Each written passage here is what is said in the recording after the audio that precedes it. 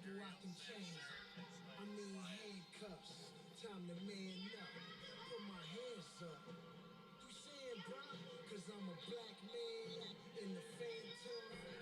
Or is it cause my windows tinted? Car cost 300,000 when I blow so in it. You mad cause your daughter with me on spring break? Well, I'ma the taste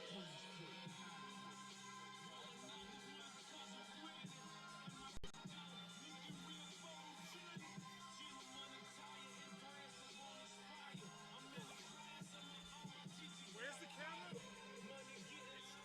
First layer, press box, furthest to the right.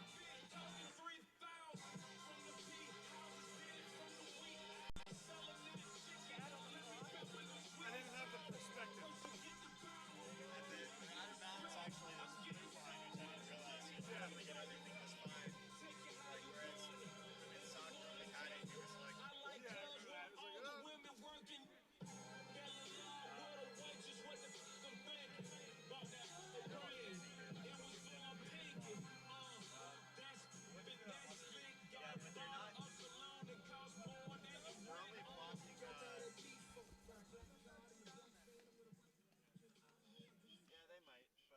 it is what it is. We might do better next time.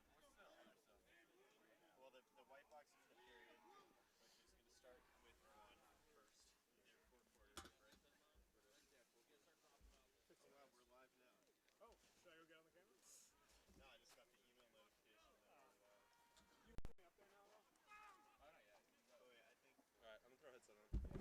Good evening, ladies and gentlemen, and welcome to Bellow Field. I'm the lights for this NESCAC game between the host Tufts University Jumbos and the visiting Middlebury College Panthers. Is the starting lineup. First for visiting Middlebury, a senior from Hunt Valley, Maryland, number 2, John Sims. A senior from New York City, number 4, Jake Schneider. A senior from Norwalk, Connecticut, All right, number sounds good. 13, Jack Dictrino. A junior from Lebanon, New Jersey, number 14, Eric Rogers. Sean, send us live after the anthem. Goal from San Francisco, number 18, sounds good. Will Ernst. After the anthem, yeah, I can hear you. From Westport, Connecticut, number 22. Oh, that's weird. I can't hear myself, but I can hear. A senior from Oh, that's weird. Yeah. Tell them. 24, John I can't Hurwitz. hear myself talking, but I can hear him. Freshman from Cohasset, Mass. Number 26, AJ Kaczynski. A junior from Baltimore, number 34, I'm talking Henry now. Reel. And a sophomore from Old Brookville, New York, number 48, Clay Hunt. What? Oh, I can hear myself now. There we go. Problem solved. Sophomore from Vienna, Virginia, number 5, Luke Kurtz. A junior from San Diego, number 8, Connor Lansdale. A senior from Summit, New Jersey, number 9, Tyler Carbone. A senior from Clifton Park, New York, number 12, Tyler Olney. A senior from Reading, Connecticut, number 18, Michael Matson. A sophomore in goal from Towson, Maryland, number 23, Ben Schmerler. Schmerler starting. Sophomore from Hub House, New York, number 28, Danny Murphy. A senior from Woodmere, New York, number 35, Zach Richmond. A sophomore from Sandwich, Washington, number 44, Aaron Brugby. And a sophomore from San Diego, number 50, Henry Holland. Head coach of the Bows is Casey Tinalfo. Ladies and gentlemen, at this time, we ask you to please rise.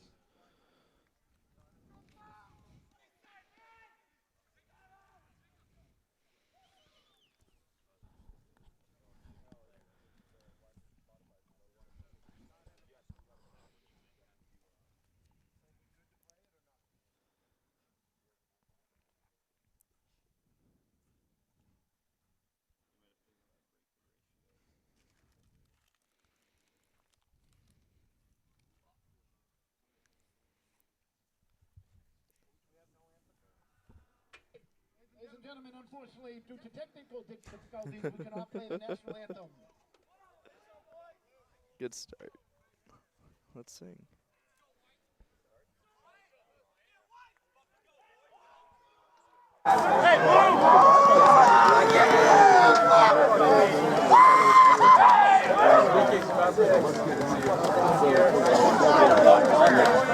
Let's go, nice and tight. Here we go, blue go, boys, huh? Get him up! Get him up! Let's go, one more time. Hey, Regan, go! Real tight, let's go.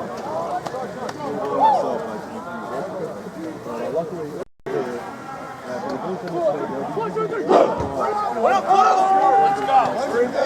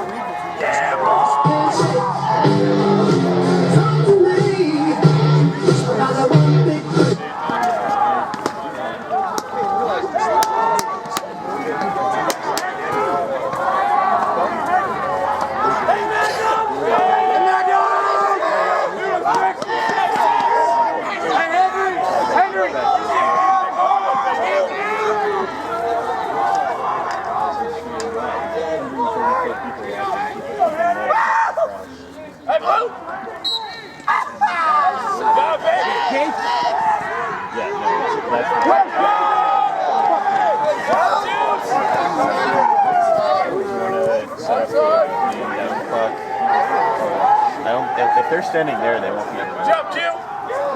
Good job, Q! Good job, Q!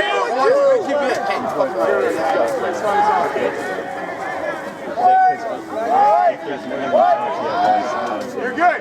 You're good. Look, count it up.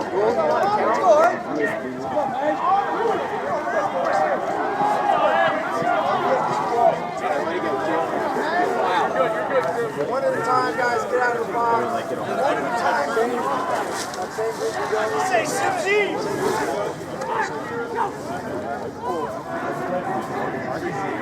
Yo, Blue!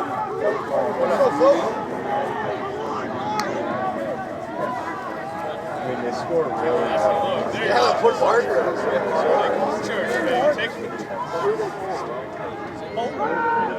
Yep. Get it back, Blue!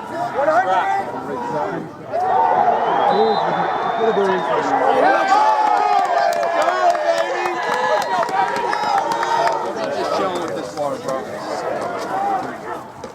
Yeah, we'll need to find a better shot. Later. Did I say Maybe put it on top of the trash can or the table over there. get 100! Get back! 100! Look in the middle. Move it. Let's stay there. Move it. Move it.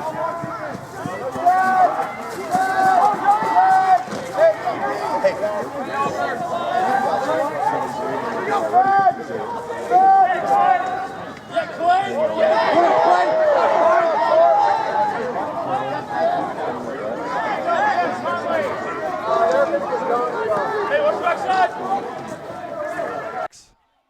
Working around. Cordry. Here comes a And shot. a shot by Connolly, save by Ernst.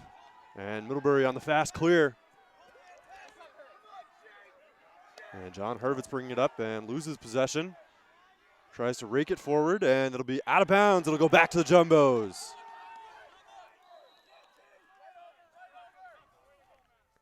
So a low angle shot by Ben Connolly leading to the quick clear by the Panthers, but they turn it back over before they can get to half field. And Cordry driving and falling. He was pushed. And ground ball. Johnson comes away with it. Here's a Connolly shot. rips a shot, and that goes well wide. What have you seen so far? Back and forth quite a bit. Yeah, I mean, the failed clear is not promising for Middlebury there. Murphy ripped off the cage. Off the back of it. And the Jumbos win the race to the sideline. Johnson up top. And Johnson still driving. Low angle shot. And out of bounds. It's been like the third or fourth low angle shot we've seen from Tufts. Look to see them trying to get a couple looks up top soon. And they are without their leading scorer, Austin Carbone, number 19, the attackman. And a shot ripped by Matson, and that's wide. Mike Matson getting the start today in attack, along with Connolly and Murphy.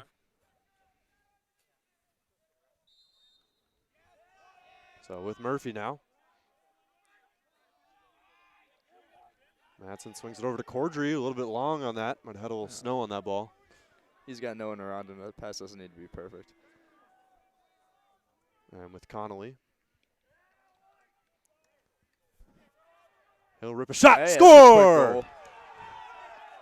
And Ben Connolly, the sophomore attackman out of Winnetka, Illinois, going to the far post on that one, and he beats Ernst. And you got to love as a coach Connolly's size. He's 6'4", so Yeah, that's huge for an attack guy. Usually those tall guys end up on D to bully people around a little bit, but yeah. And we saw the He's Jumbos talented. with some taller midfielders in past years, but those guys have graduated. They've really had to fill out, I think, 8 starting spots from last year's team that lost in the title game by 1. But Connolly filling that role and you know, a team that's used to a smaller attackman like John Upgren. Mm-hmm. But Connolly with some huge size Yeah. for the Jumbos. Definitely keeping people on their toes for sure. And we're at the X. Holland pops it, and So it's one to second Middlebury. win. Here's a fast break. Yeah. And a shot goal! A quick stick by Henry Reel on the feed. Right in front of the crease. Nothing Schmerler could do. There's really not much at all you can do there. That's never a good feeling when you see one guy breaking down the field. And it's a 4-on-3. It's almost always a goal. Yeah, so about a 10-second goal. Reel jumping on the edge of the crease, catching and firing all before coming down. And a quick strike back by the Panthers. Exactly what they needed. This is a Panther team that lost the Jumbos twice last year. First at home, 12-10, and then in the NESCAC final, I believe it was 20-14. So a Panther team that used to reign over the NESCAC, but the Jumbos have won the last 7 NESCAC titles. Middlebury looking to get one back here in 2017. And Holland wins it back to himself and pops it up. Ball still loose, and eventually scooped by number 13, Jack DeFrino. So Middlebury with another quick possession from the faceoff. And DeFrino still with the ball. He finally passes it off to Madnick. And Middlebury will go to their substitutions here.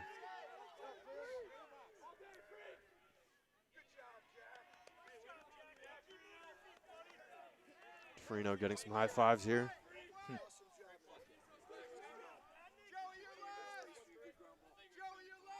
And it's with Gould.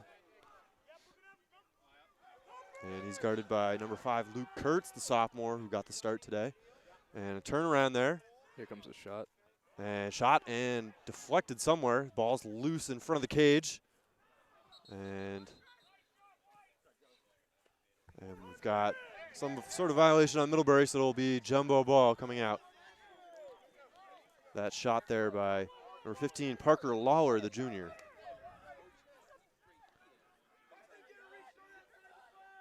And only getting it up. It's with Murphy now. Clear. And dropped. And Ernst recovers it in his own crease. So Middlebury back with possession quickly. And that one deflected and won by number 6, Holden Rosengrupp. He brings it up. Ripped shot by Matson. And that's behind, but Ernst wins the chase. Let's see if Middlebury can get it clear here. They're yet to do so. And it's up with number 8, Wes Quinzani. There is their first successful clear.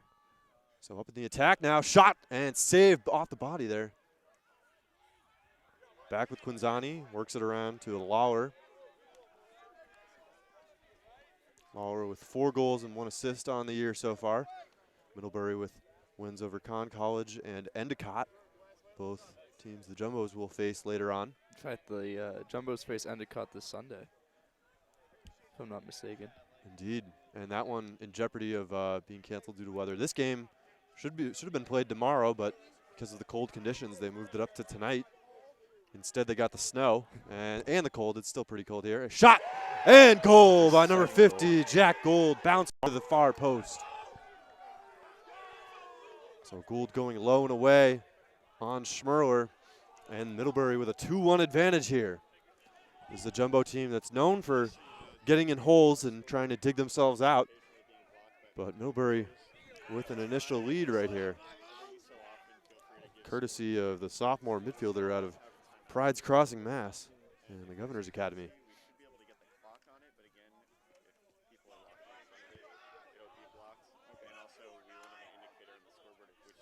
So 9 minutes left in the first quarter. Middlebury leading 2-1 over the Jumbos. Madnick and Holland at the faceoff X. And Holland pushes it back towards his end. Tries to kick it. And it's up in the attack zone. Still no possession yet. A couple guys go tumbling. Some big hits. Someone losing a stick. He's playing without a stick. You can't do that. And finally it's Madnick coming away with the ball. So yet again a possession for the Panthers. They worked into it. It's Nick Peterson with the ball, number 25, guarded by Luke Kurtz. Middlebury's been much more patient from the start. They've been having longer possessions, and as soon as Tufts gets the ball, they're immediately looking to shoot. Which I'm not sure if that's really good or bad for either team, but It's definitely a big difference between the two. drive shot saved Great by save. Schmerler. Frank Causalito, the freshman out of Medfield, Mass, with that shot, and a product of Catholic Memorial, CM. And he comes in at 6'4", so both teams coming into this game with some size. I've lost to Catholic Memorial a couple times. I lost to Medfield a couple times. I'm glad he didn't play at Medfield. I've lost to Medfield a couple times too. And that ball picked away. And it's with number 45 for the Jumbos, Brian Powers out of Winchester, Mass. The Jumbos into their clear. And they push it way forward to Murphy. He gets a touch in the box. He continues his run towards goal, but he'll work it around the cage. Lays off to Cordry. See, I like this out of Tufts right now. Come in, taking a second, recovering, and trying to get a possession here. Cordry coming around the crease and can't find the man at the crease. That'll be Matson saving the ball. Bounce pass over to Rosengrupp. And Johnson coming in. Excellent defense by number 24, John Hurwitz, the senior. And a ripped shot by Connolly off the pipe. Oh, nope. Nope. Be over. One Yeah, high. never mind. The pipe moved quite a bit there. Might have been hit by the goalie. So Cordry behind the cage. And Johnson guarded by Zelkowitz. Murphy feeds up top. Shot.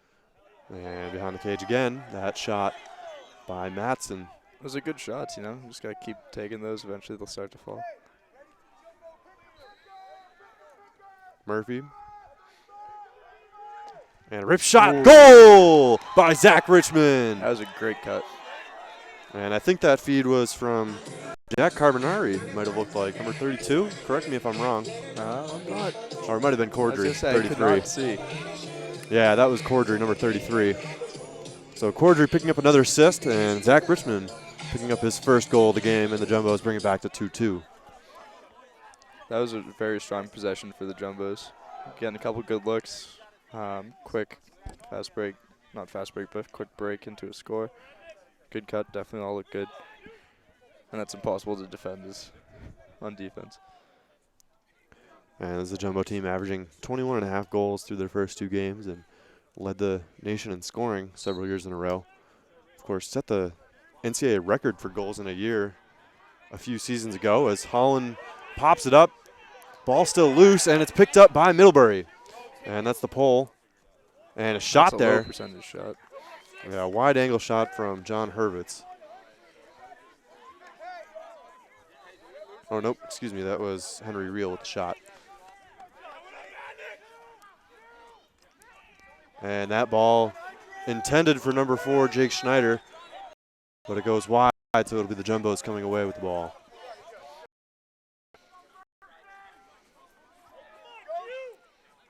And in the middle, He's got one on him. that's Evan Culpan, the freshman, coming up. And There's the first unsuccessful clear for the Jumbos. so Eric Rogers with the ball, pushes it up. In midfield now with Zelkowitz.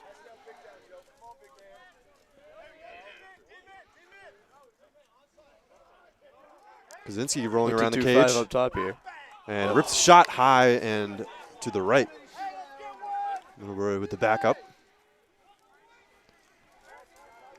Yeah, he came in right off the sideline there and was pretty much unguarded.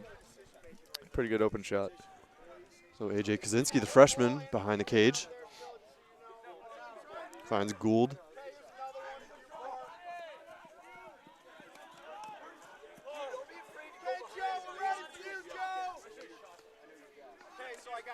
Gould guarded by Tucker Mathers. A long stick midfielder. And it's up top now with John Sims. Sims driving right. Shot saved by Great Schmerler. Schmerler got a good look at that shot the whole way. Yeah, right to the top center of the cage. That was a great cut, too. I mean, that's the matchup you want. You want to go against a short stick. And he beat the short stick, but he Maybe the slide threw him off. I don't know. And a deflection there behind the cage, but it's back with Gould. He'll chase it down.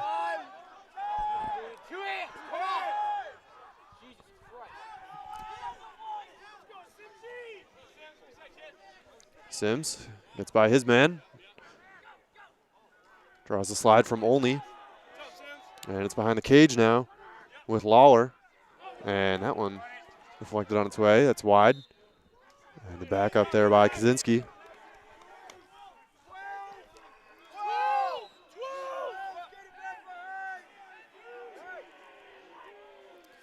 Middlebury working the ball all the way around. Sims drawing the slide. Shot goal by number 4, Jake Schneider. The assist by John Sims. Sims drawing the double team. He was guarded by Evan Colpan. And Middlebury takes the lead. So the Jumbo sliding early, but the second slide not finding Jake Schneider, the senior attackman. And Middlebury up 3-2 now.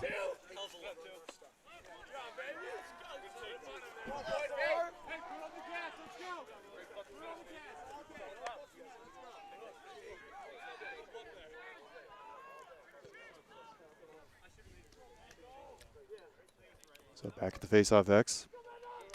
I'd like to see Tufts get a face-off win here. They're due for one.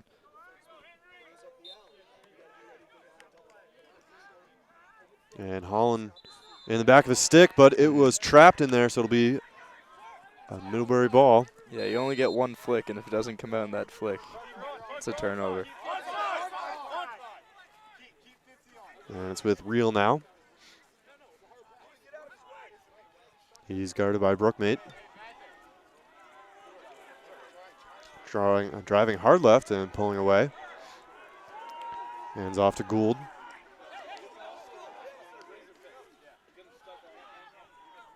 He's guarded by Tyler Carbone, the senior long stick mid. And Sims back with the ball. He's got a short stick.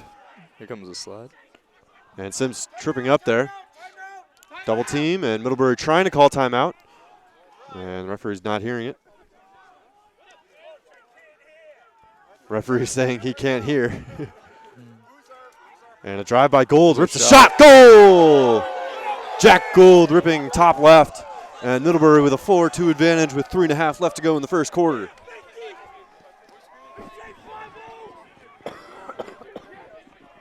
And it's really the face-offs now that are going all Middlebury.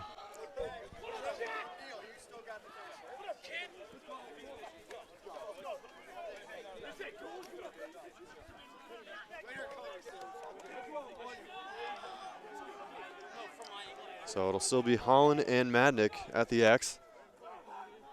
On this closed side, we've got Jack DeFrino, the pole, and number 5, Luke Kurtz for the Jumbos.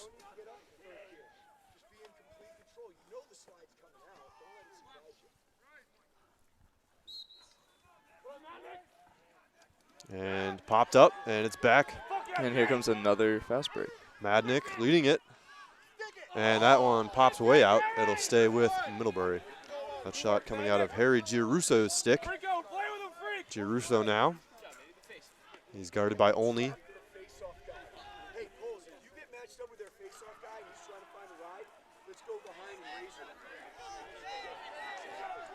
Up with J.P. Miller. Miller out of Wellesley, Mass. A little bit of a homecoming here. And tripped up there. He's all alone. Draws the slide, and his shot comes way out of his stick as well. So maybe a little bit of the snow. Yeah, you wonder if that's getting the sticks wet. That really throws off the whip on your stick, and you have no idea where your shot's going. And an errant pass there. Makes its way to the other end of the field. And I think they're calling Middlebury for stepping over the half-field line.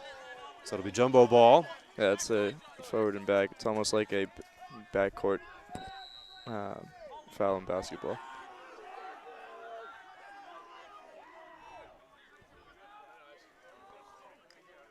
Johnson now. Lays it off to Connolly, and that one saved. And diving for the chase. Ooh. Middlebury wins it on the sideline. Both players diving in the snow. I'm not sure about that one. I thought that one should have gone to Tufts, but Tough to see from our angle. it is tough to see. That's true. Middlebury into their clear now. Ernst pushes it up, but his pass bounces, and it's finds its way to Giarusso. Hard check, and we get the Hey, first flag is of the down. game. That's going to be a slash. Shot goes behind the cage, so Middlebury will work into their man-up unit with a 2-goal advantage right now. That's It'll be Tyler Carbone called for the slash. 1 minute in the box. so he'll be released with exactly a minute to go. So this Jumbo defense going to stand strong here. So Middlebury in the man-up unit.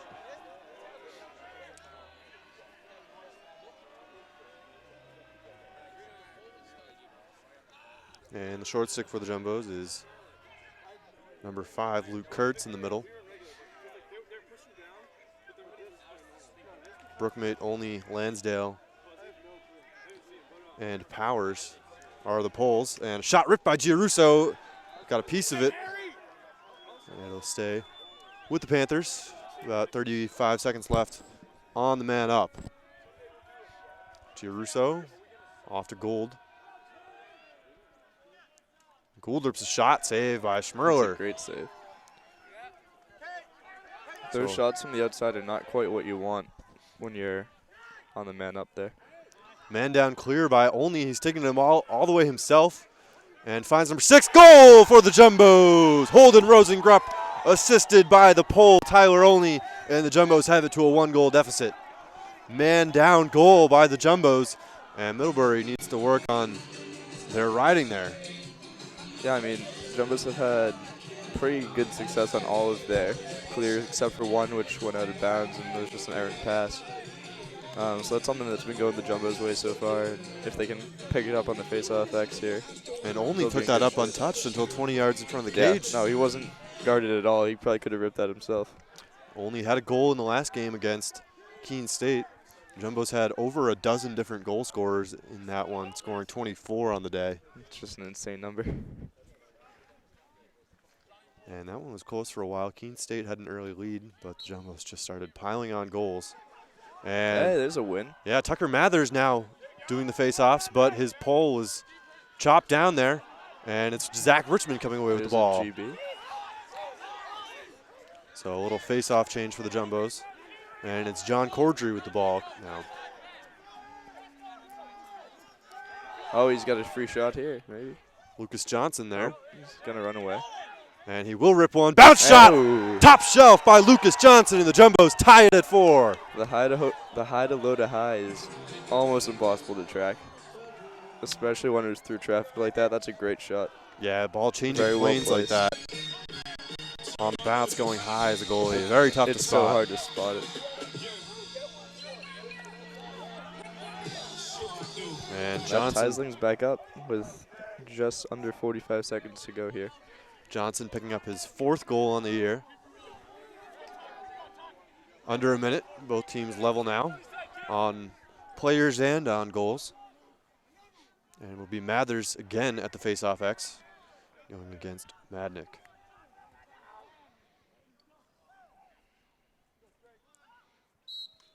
And Mathers gets a quick flick on it. And a scoop by the Panthers. Zelkowitz fires and well Fires wide. just wide. But Middlebury doing a good job on the face-off ground balls there with their midfielders.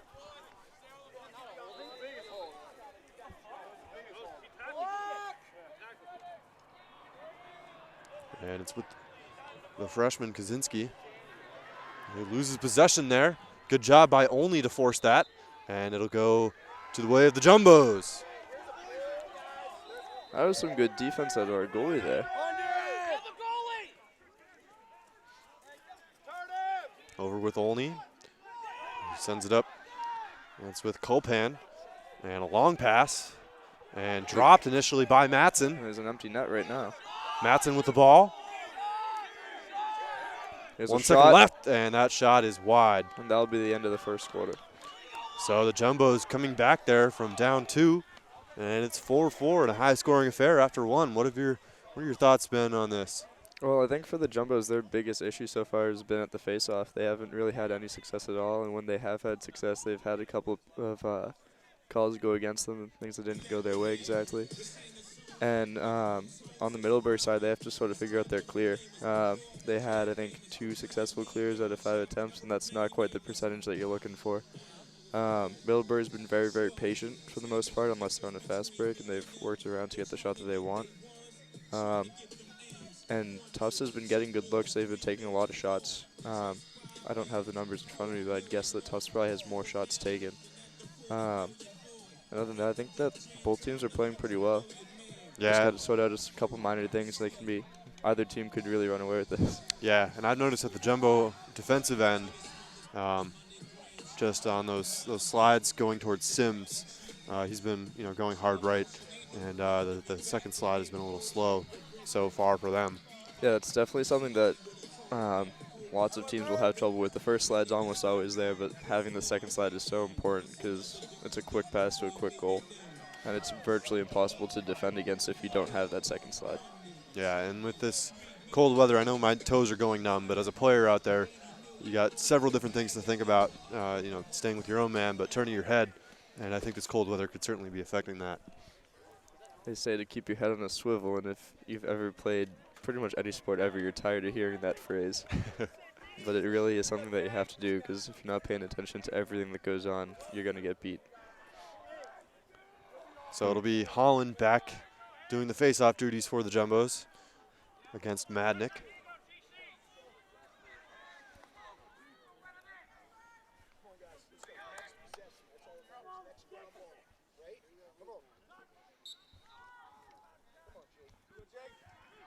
Bouncing around, it's Madnick coming away with the ball. And he's pursued by Tyler Carbone, but he gets it off. It's with Nick Peterson now.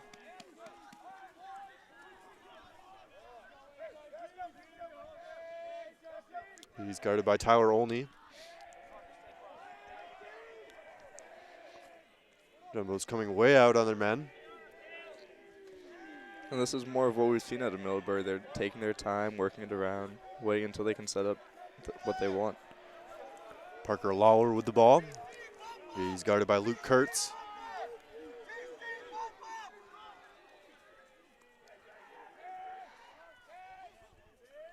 Lawler rolling inside.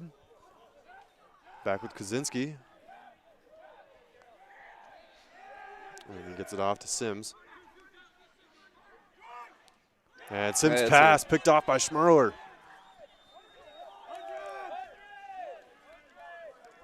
Olney with the ball. And he gets it to Rosengrupp. And Brookmate now across the line. Matson with the ball. And he loses possession. Good check there by Sims.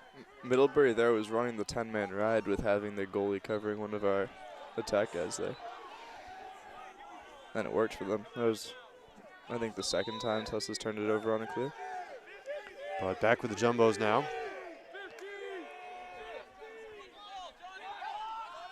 And Lansdale carries it across. Scoop pass there to Cordry. Cordry driving hard in the middle. And they'll pull it back out.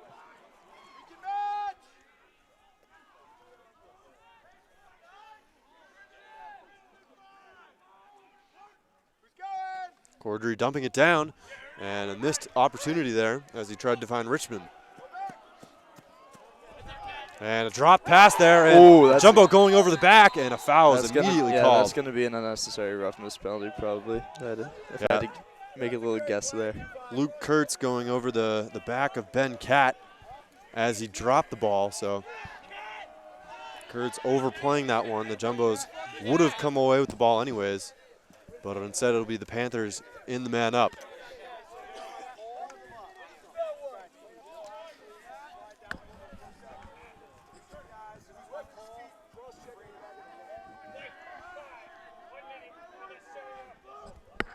Unnecessary roughness the call.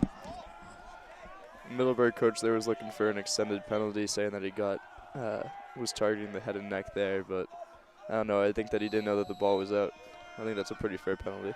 Yeah, really just a open field play on the ball. And dropped by Gould. Trickling towards half, but it's scooped up by Giarusso. And back behind the cage. Only came way out there to play on that ground ball. I wonder if he was remembering that he was a man down. Gould That rips shot, it high. That shot went all the way to Somerville. So it'll stay with the Panthers halfway through the penalty. And they've got 2 men behind the GLE. Giarusso with the ball. Back with Kaczynski. About 15 seconds to go on the penalty. Up to Giarusso, he'll rip a shot. And that one's wide of the cage. Just under 10 seconds to go with that penalty. Kaczynski now.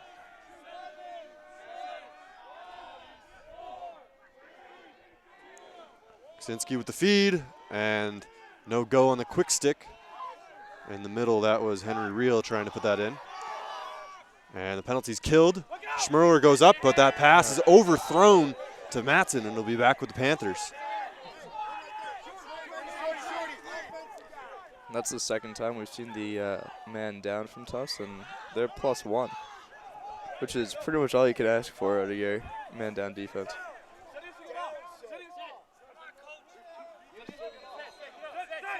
So the Panthers working into their clear now. A cross-field pass to Gould. And he's tripped up. He tries to throw it over, but 3 Jumbos surround him. And the Jumbos scooping the ball up. And the clearing troubles continue for Middlebury. But the Jumbos throw it away. So Middlebury back with the ball now on their own end. Ernst with the ball. And he'll fling it up to the attack. And the catch is made there. That's a great pass. But the catch can't be made in front. And that was back the other way. That was Reel trying to find Kaczynski. So some sloppy play on both ends. Bold pass attempts. That's a great pass attempt.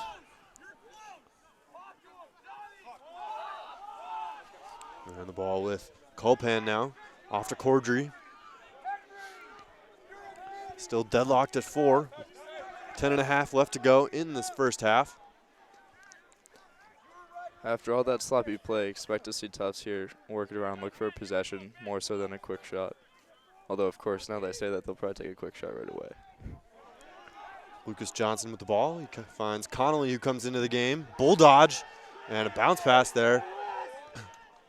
And it's a good Richmond. ground ball. We've got a call here.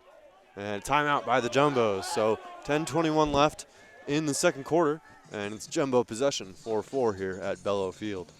Who knows what they're going to cook up under the lid here. Yeah, it's certainly more difficult losing their senior attackman. Yeah, their Oscar top goal Carbone. scorer not in there is definitely putting a damper on their game so far, at least on the offensive end. I think that's probably part of the reason why they're looking to get quick shots whenever they can. Yeah, certainly a more inexperienced lineup. Guys like Murphy and Connolly who've come in and done a decent job scoring in their first 2 games, but certainly lack the experience and haven't had any starts against NESCAC opponents like Middlebury in their careers yet. So both teams huddling up. Definitely a cold one, but the fans are coming out to this one somewhat. We've got parents from both teams over on the newly renovated sidelines, all bundled up here. Hopefully it'll be a bit warmer for the rest of the season. We had some good weather earlier, about a week or 2 ago. Both teams could practice quite a bit. It would be surprising if it were to get colder for the rest of the season. But hey, we've seen stranger things. That's true. We might be getting a snowstorm on Tuesday into Wednesday here. Indeed, so that could really put these teams inside. They said that if it hits us right, it could be another foot. Incredible. Which would just be absurd. So Lucas Johnson with the ball now. And he'll take a bounce shot. That one goes over the cage. Looking for his second bouncer goal of the game. That one backed up by Cordry. Connolly now. He's driving, forced behind GLE. And shot by Johnson. That's wide. Connolly with the backup. Good backup there. It's a good look. High percentage shot. We like those. Middlebury defense playing very compact right now, forcing the Jumbos to take these long shots. Connolly behind the cage.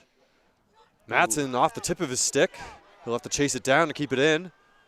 Scoops it, and it's saved with the Jumbos over at Murphy. That was a little hockey pass there. Murphy, and pass dropped by Cordry. And up with Middlebury now. Here comes the fast break here. It's a 5-on-3. Hurwitz gets it forward, and shot ripped, and it's saved. What a great save. Schmerler getting down for it, but immediately throws it away. We'll see who wins this chase here. And it's the goalie. It's Ernst.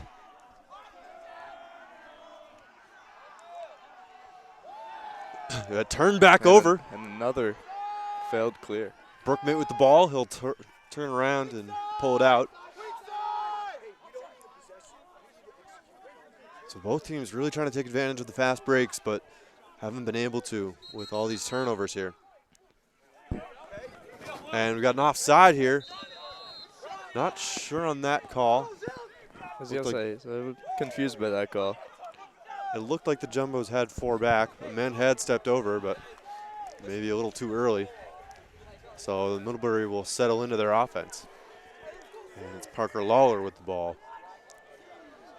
Lawler guarded by Rosengrupp.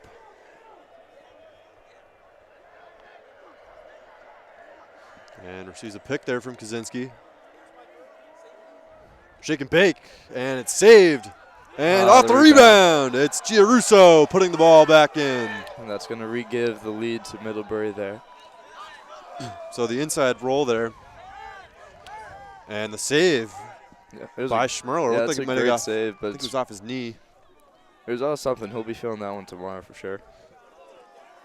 Yeah, but a nice little catch there by Giarusso in front of the crease, and putting it back in. So Middlebury breaking the deadlock. They take a 5-4 lead with 8:21 left in the second quarter.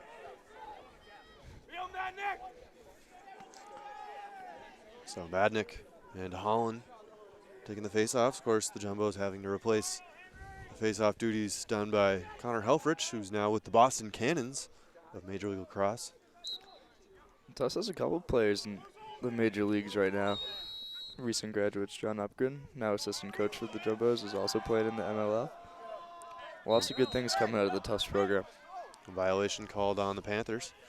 And Bo Wood was briefly in the MLL for the Jumbos. He has quite the fast shot. And it's Murphy coming from behind the cage. He looked like he was going for the old question mark dodge there, but he got pushed back as he tried to spin around to the outside, and then he realized he was behind the net. Yeah, Murphy guarded by a pole back there. And Cordry fires it cross over to Connolly, and behind the back shot! And Connolly puts it in. That's a highlight reel goal. So Connolly beating his man, and the poor angle, not a thing for Connolly as he goes behind the back to get that extra angle on Ernst. I mean, that's beautiful.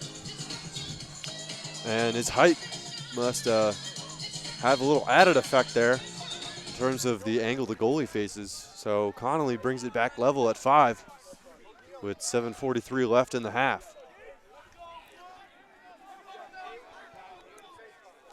So Holland and Madnick going back at it. It's another goal pretty much right off the faceoffs. Faceoffs are definitely becoming an important factor in this game. I mean, they're always an important factor, but even more so here. And Holland flicks it up, but it's Middlebury coming away with Zelkowitz winning the ball. And shot off the crossbar. Ooh. It's your best friend as a goalie. Giarusso with a rip. And it's back with Reel.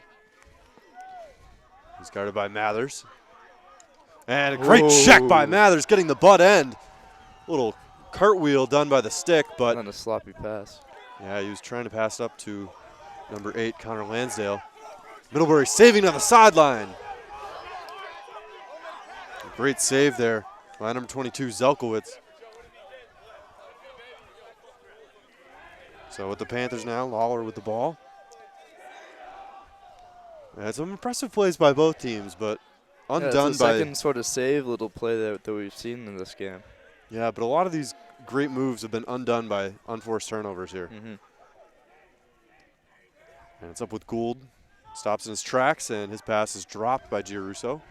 Still with the Panthers now. Yeah, that pass into 5 guys there is very rarely going to get through. So it's Sims. Rips a low angle shot, kick save. And chase one down by Lawler. That was like a half-hearted split dodge, and then he just decided that he was close enough to rip a shot there. He didn't really seem all that into the idea of it, though, when he did it. And that's a remarkable save. Point blank. And it's Schmerler standing tall on the high shot. And Brookmay taking it all the way. Tough size transition. Matson fires a shot, and that one deflected before he could get it out. So the Jumbos will settle into their offense now. Under 6 minutes to go. It's Cordry coming with the ball. Dodges to his right. And his pass goes wide right of Murphy. So another unforced turnover by the Jumbos. Both teams have had a sizable number of turnovers here in the first half. That will definitely be a topic of discussion when they go into the locker rooms here and discuss how things have been going. And another unforced turnover with a long pass. And the Panthers not even getting it out of their own half. They didn't even get out of their own box. Connolly rips a shot. That's wide right.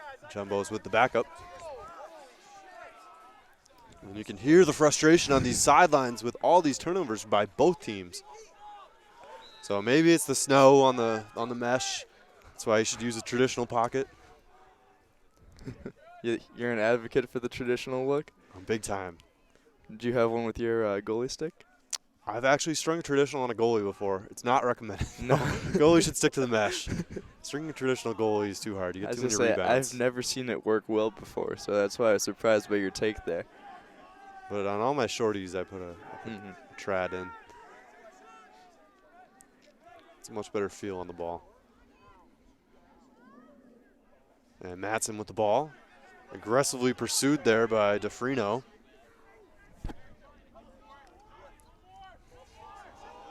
Connolly. He's all alone. Off to Cordry. He's going to dodge to his right. And there's got to be a cut to the middle there. They swing it around. Shot goes high from Matson. I like that he changed his plane there. It was a low shot, low to high. I mean, wasn't on target, but, like, the effort's there, you know. And also a possession shot. Could just be firing it. Matson again with the ball. Stays with his right, and it bounces. Connolly with the ball behind the cage. Finds Johnson. He has a chance to rip. Good shot. Bounce shot. Goal. Lucas Johnson, his second of the day. And the Jumbos take a 6-5 lead.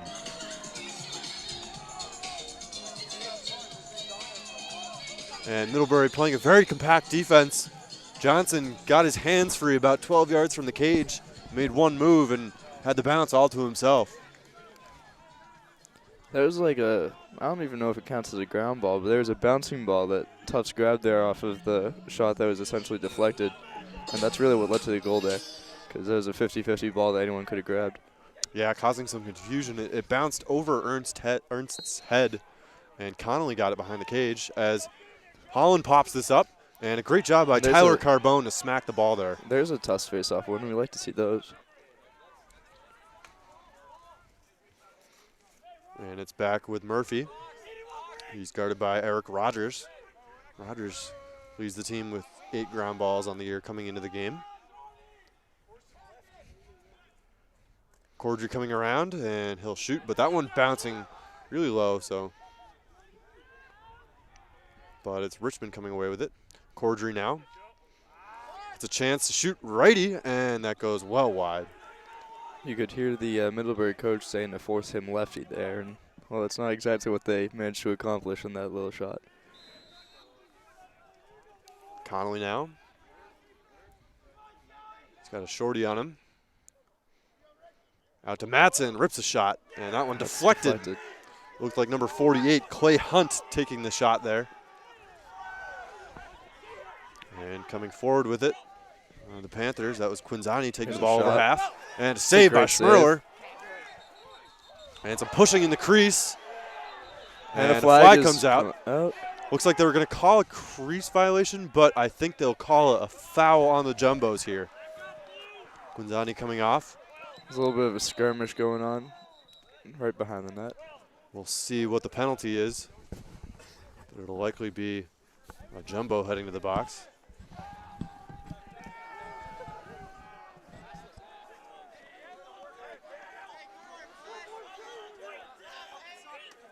And it'll be Connor Lansdale called for the foul there. I'm pretty sure that was for a cross check, was the official call, but it was for bundling the guy after the play for sure. Yeah, indeed, it is a cross check. Referee's confirming there. So Lansdale out for 1 minute. Middlebury with another chance. They've only scored one man up goal on the year through 2 games. Pretty low number. The Tufts box one has been playing this one more conservatively. They were really out all over Middlebury in their first man up attempts, and that led to a goal. And this one, they started letting them work it around as much as they want. Giarusso fires. That's Saved by great Schmerler. Stick side high. Giarusso's got to put it in a better spot than that, and the Jumbos turn it back over. Yeah, that's a thank you shot. He's pretty happy with that one. He didn't even have to really move for it. But the Panthers gifted another possession here. It's Gould with the ball. Oh, just about halfway through the penalty. A little bit more than halfway through the penalty, I should say.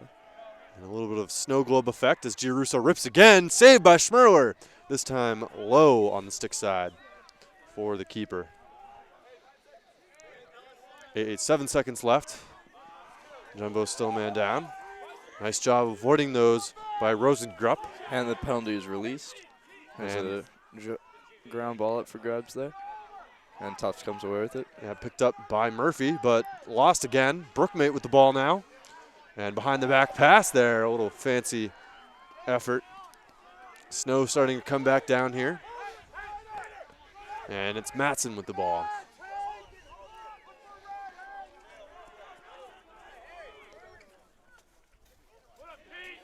Johnson with the ball. Behind GLE. Cordry now. Hands off to Connolly. About a minute and a half left in the first half here. Connolly spins back right. Johnson works it around. Cordry. And Murphy with a skip pass. Connolly deflects off his stick, and it's back with the Panthers. 1:15 left in the half. And a quick pass there by Reel, finding Schneider. But he's tripped up by Olney, and the Jumbos have a fast break. And shot saved by Ernst. So Lansdale firing a low bouncer, but Ernst getting to it first. And back and forth they go.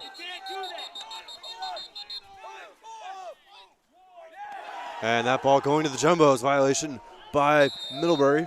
I couldn't quite hear the call there, what it was called for, but I think it was probably a loose ball push if I had to guess. It's generally what that call is.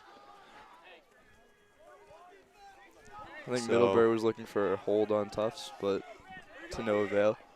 So about 30 seconds left here in the half. Jumbos have the option to use another timeout if they want. Shot clock's off. Not that it's been put on yet this half. Connolly now draws double team. Shot saved by Ernst. Low to his right side. Gets a pass up. Nice job by Ernst. And Middlebury with a fast break. 3-on-2. And it's down with Kaczynski. Shot goal with 11 seconds to go. And the freshman ties things up. So another great fast break opportunity capitalized on by the Panthers. On that fast break, one of the Tufts defensemen, didn't quite see who it was, kind of stood up almost at midfield to try to play it at midfield, and then it was a 3-on-2, and that's even worse than a 4-on-3. So that wasn't necessarily the best option there, in my opinion, but whatever works for him, I guess. Yeah, sometimes you take a gamble and you lose, and he lost on that. So Middlebury bringing things back level at 6. Just over 10 seconds to go here. Both teams with 2 goals apiece. Still with a chance, though. Enough time for a quick goal. And procedure called on Middlebury. So the Jumbos with 8.3 seconds left. Holland with the ball. It's up with Matson. He'll try to dodge in quick here. It's a pass off and can't get his hands free. That was Holland with the ball. So it'll be halftime. So at Bellow Field here, still covered in snow. It's 6-6 at the break between the Jumbos and the Panthers. So stay tuned for the second half of this tight matchup between two of the NESCAC's greatest lacrosse teams.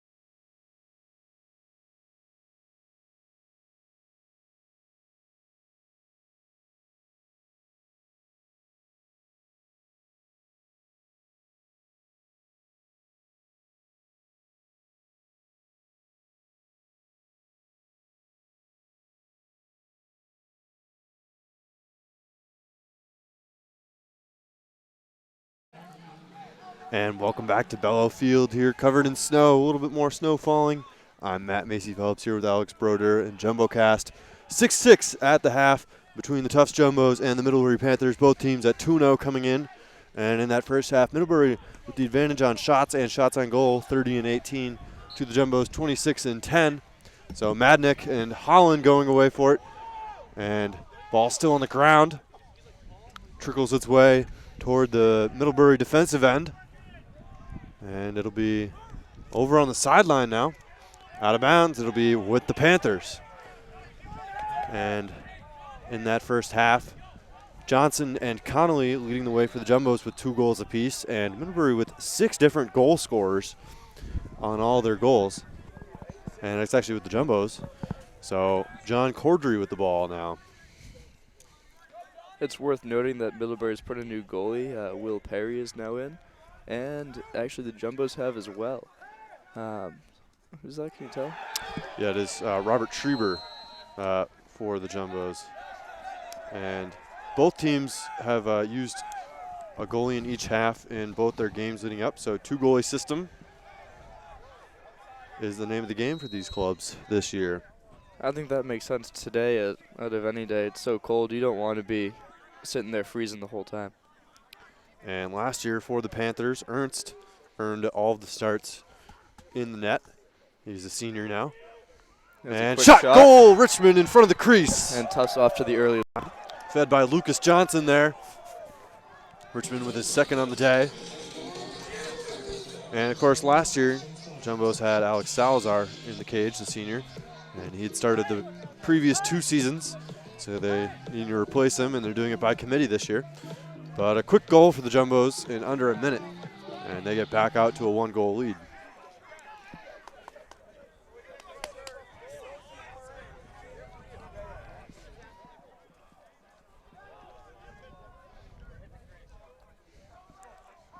So it'll be Madnick and Holland again.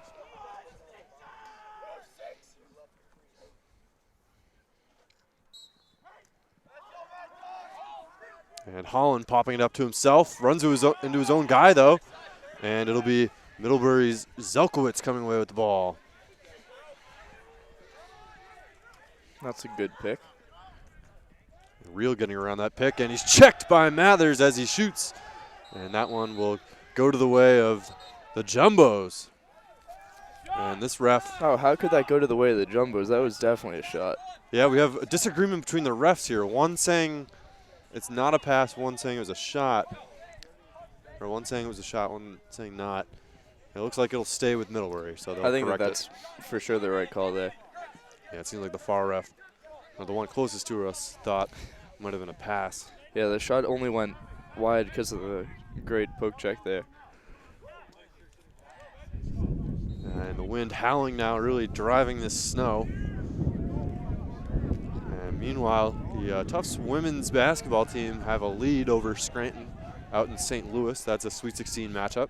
And of course, at 8 o'clock, I'll be heading over there. It's the Jumbos men's basketball team taking on number 1 Babson in the Sweet 16. Make sure to tune into those games.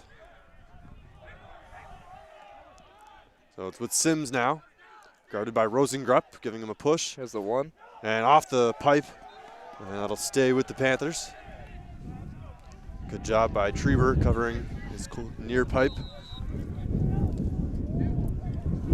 And this wind really howling now. Shot by Gould, saved by Treber.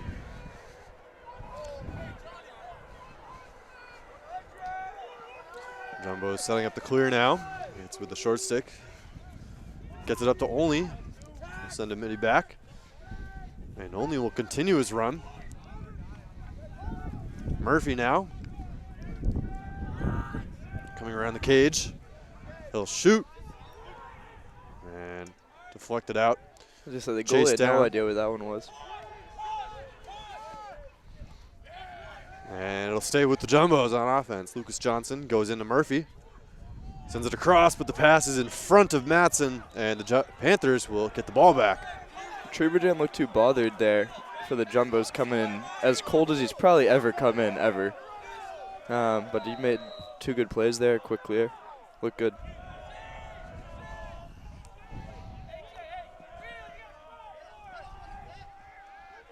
Heavy pressure by the Jumbos attack on this clear. Ball And down. dropped on the sideline. But Still picked in- up by Middlebury. Kaczynski with a shot and a jumping shot by, that was Real with the shot off Kaczynski's pass. But he couldn't quite get his stick to it. Jumbo's coming forward. It's with Cordry. Pushed out by Sims. Cordry gets around him. Good footwork by the sophomore. Yeah, that was a little bit of a toe tip there. The flag is down. Jumbo still with the ball and a free possession now.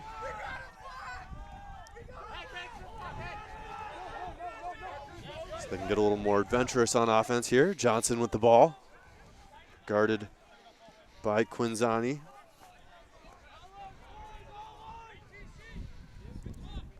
Johnson getting around him and falling to the turf And there. now we'll hear what the penalty is. Yes, the Jumbo's about to go man up. This will be the first man-up look we've seen today. And a procedure called on the Panthers. That's just a little technical foul. That'll be only a 30-second penalty as opposed to the typical minute. And the snow now coming into our own booth. I'm going to close my laptop here. It is really starting to come down again. We had it earlier this afternoon. As if we weren't cold. And you have to wonder when the sidelines might start to become invisible here. We might have to take timeouts for shoveling here.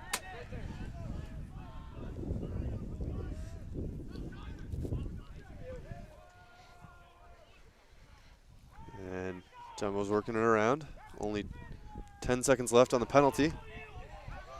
Matson, excuse me.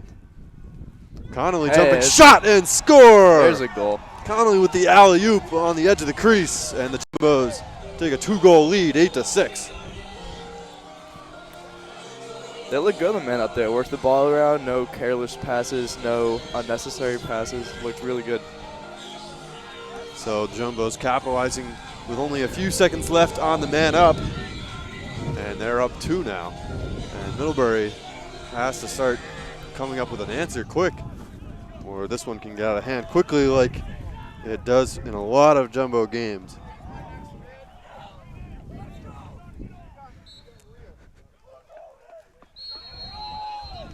And procedure called on the Jumbos on the face-off.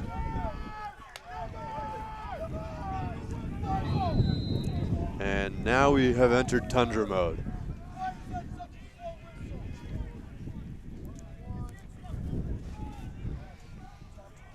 So this one with huge NESCAC implications. Yeah, this is probably one of the biggest games of the year before the tournament for both teams here. And a shot by the pole, won by Treber on the chase out of bounds. You love to see that. Nothing better than when the goalie gets the defense there.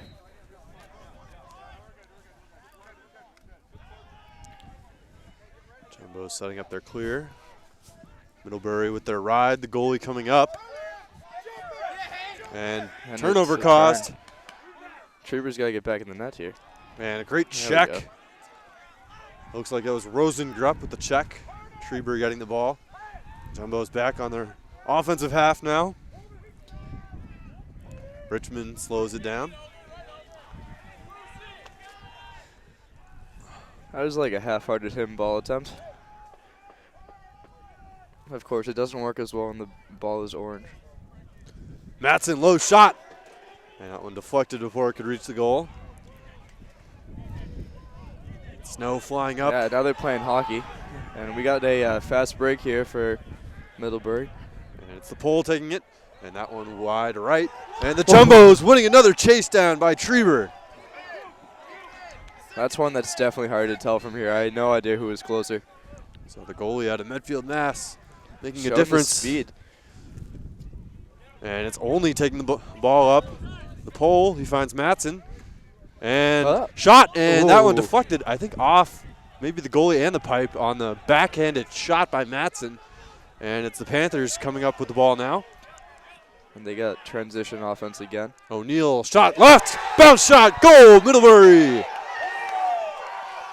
Yeah, he was just untouched the whole way down. He had a pretty free shot from not that far away. That's a goal Matthew 9 times out O'Neill, of 10. one of the many products of Duxbury on this Panther team, with a bounce shot in the transition effort. Yeah, Duxbury is one of those high schools in Massachusetts that puts out a good team year after year after year. And when you're an opponent in Duxbury, it gets old to face that amazing team year after year after year, which I'm sure you understand as well. Indeed, as a freshman in high school, I played their freshman team, and it was quite the high score line. For both teams? We'll say the combined score was pretty high, but I won't go any further than that. That's about what I expected you to say. I'm sure that would have been the case for us as well.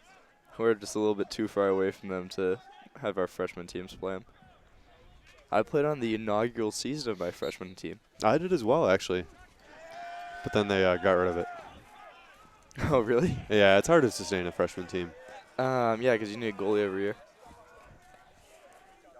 And pass thrown away by Murphy there. Chase down. And it's Middlebury coming away with it. So Middlebury really winning a lot of these 50-50 battles. But there's another unforced error. And a heavy hit there. But it's Middlebury coming away with it. 8.5 left to go in the third. Oh, this is unusual. They're not guarding him behind the net. Yeah, it's Lansdale caught in the crease. So he's going to have to go once Kaczynski starts his drive.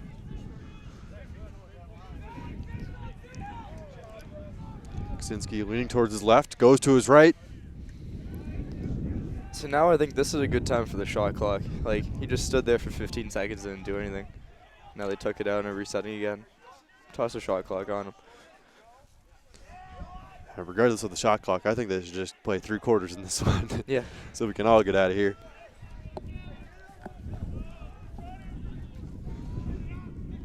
Sims now rips a shot, and that one wide left. Back up for Middlebury.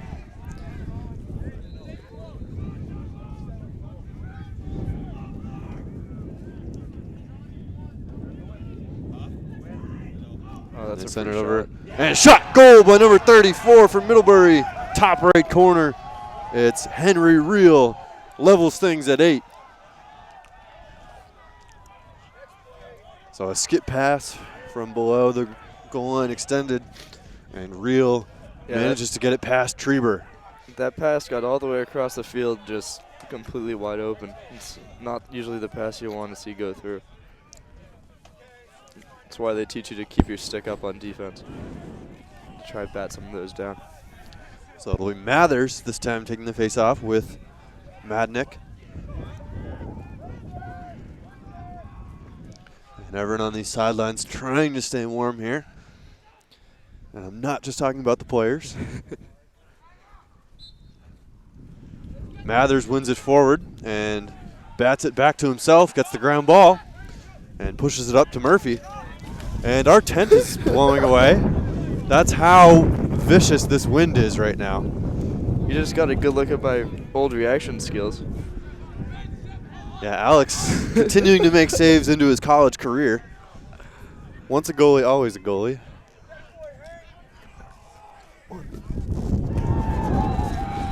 And a goal for the Jumbos. I didn't see what was going on because I have to hold on to this tent here. But the Jumbos are leading 9-8 is all I know.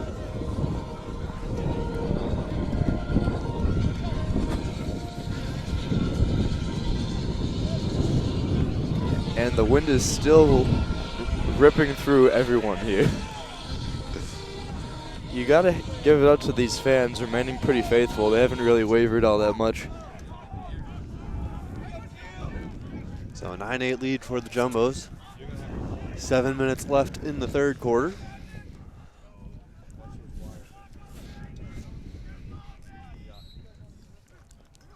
And it's batted forward by Mathers. Ground ball taken back by Middlebury, though. It's another face-off win for Middlebury. Brought up quickly by Zelkowitz. And Kaczynski loses the handle.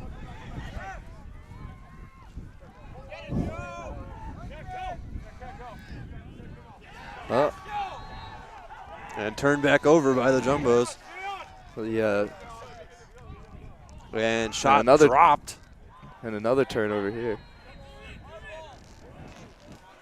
And so it'll be the Jumbos with the ball now. There's a procedure called on Middlebury, presumably for playing without a stick in your hand. I'm not quite sure. And turned back over. And deflection there, going out of bounds, so it'll remain Middlebury ball. I'd rather that than that pass get through anyway.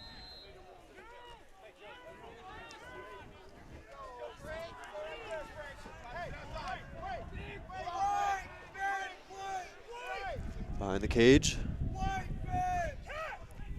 And a roll there by Rhodes. And that one thrown away. That was an odd looking shot. Definitely wasn't the look that they wanted there.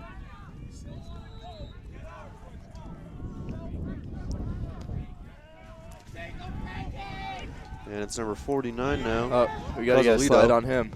Rips a shot, that's wide right by Casalito.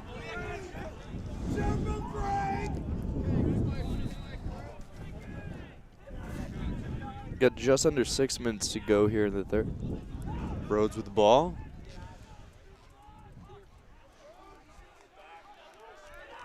Miller hands it off to Casalito.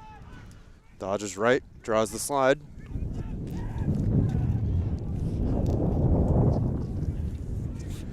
Kaczynski working behind the cage, guarded by Lansdale. And shot, goal, and a flag by Kaczynski with the finish. Middlebury ties it back up at 9.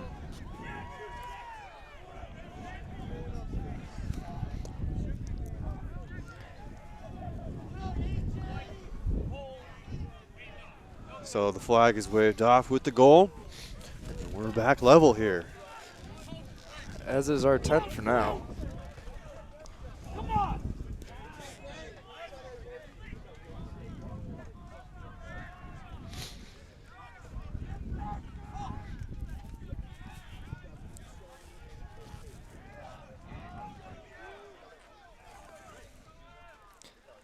Back to Mathers here, I think, on the face-off, if I'm not mistaken. It is Mathers. He'll go against Madnick.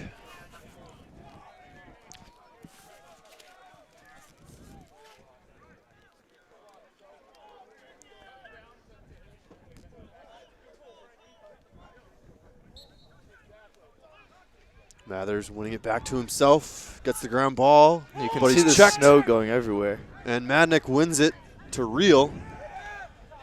Reel avoiding the checks. I have no idea how he held on to the ball there. That ball going down on the turf. And interference called on the Jumbos. Middlebury ball. Well, see, I thought that was going to be a push on Middlebury there.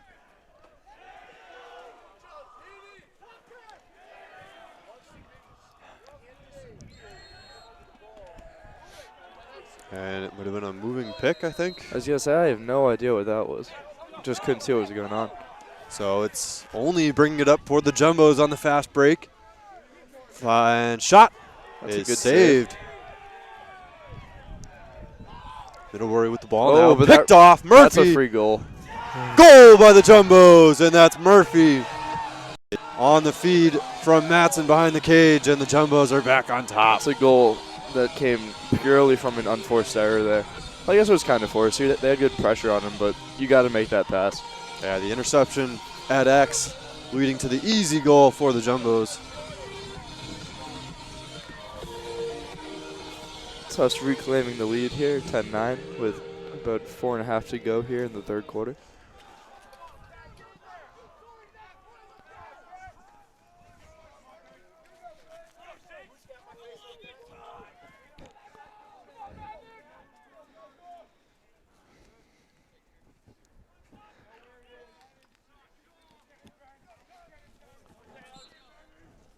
So Madnick and Mathers going at it.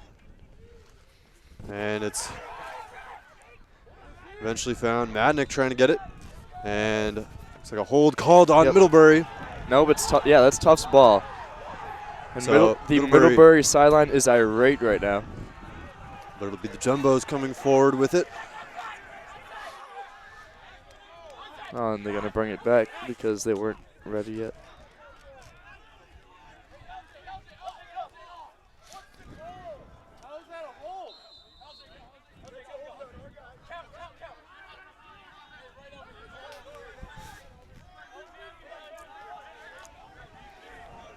Johnson with the ball. Gets a quick touch, and he's going to take it back out and set things up. Jumbo's stacking up the crease right now. He's going to drive. Does not draw the slide. And ball down. And a hard push there by Cordry. And it'll be a Middlebury ball. Middlebury looking for a transition here. That's some. And they lose the ball again. Oh, here comes the goalie. Trieber pushing it forward. Richmond now. And Murphy slows things down.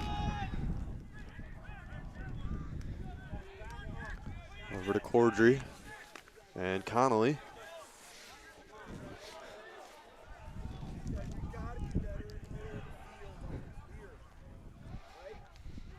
Connolly coming around. Over to Matson.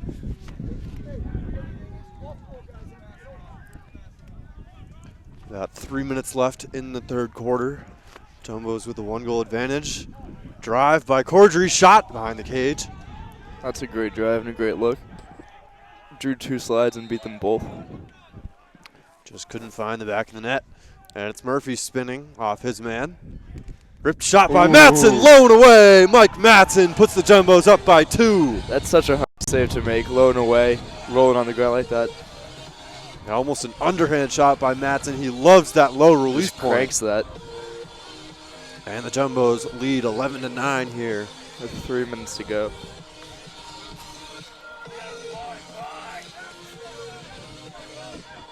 This is shaping up to have a very, very interesting fourth quarter ahead of us.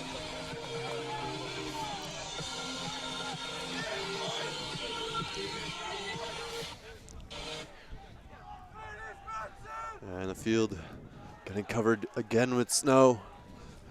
It's Mathers and Madnick at the X. Mathers has been the better face-off man today for the Jumbos. So they're sticking with him, and Mathers went early this time.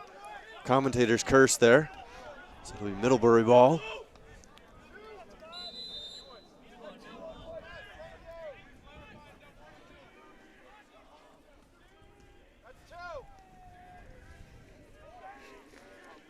Oh, here's a drive. No, never mind. Zolkowicz I would have been with the very ball. surprised there. That hasn't been Middlebury's look at all. They've been always getting on their guys. Lawler now.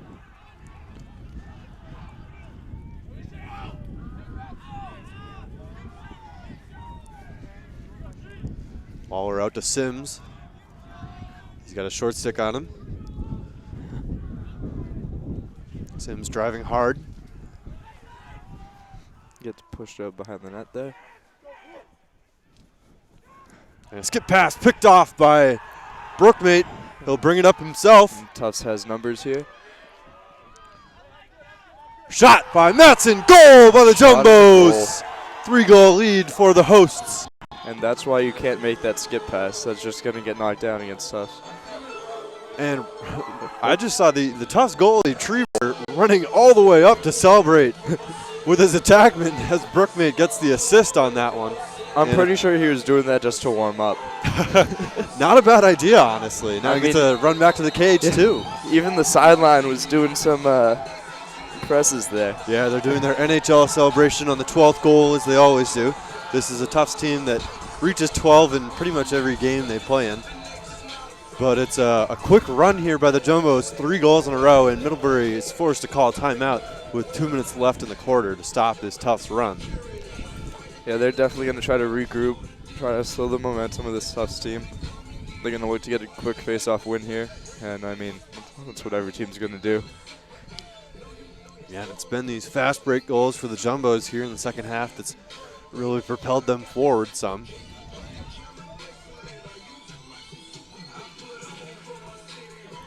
And the snow starting to lighten up a little bit. Yeah, we can see the other side of the field now. But it's done its damage, and these players are all very cold, but they're digging deep. And it's an early season game, but this one with huge implications for both teams. The winner of this will have the inside track at a NESCAC title and hosting the NESCAC tournament.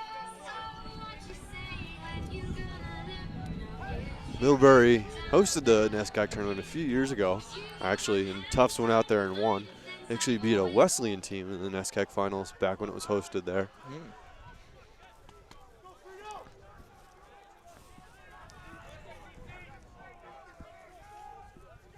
In the last couple of years, it's been held here at Bellow Field.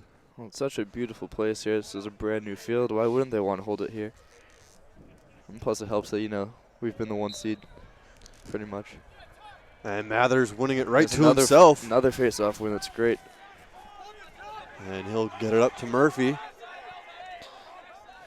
Under 2 minutes to go in the third quarter. Jumbos with a 3-goal advantage over the Middlebury Panthers.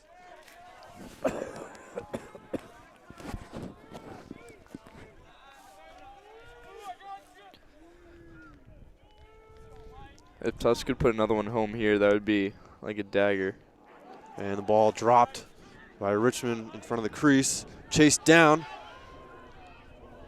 Zelkowitz trying to get it.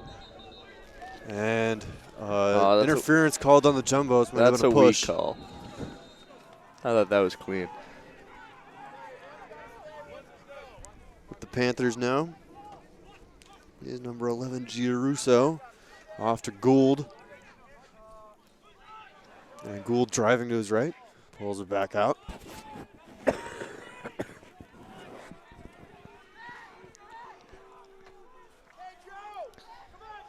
Oh, he sent it behind the net. Lawler back there. Back to Gould. Guarded by 45 seconds left in the quarter. It's Real driving. He's got Brookmade on him. Chased out by Olney. And a pass behind the cage. Dropped and scooped up. And it's Lansdale with the ball on the ground ball.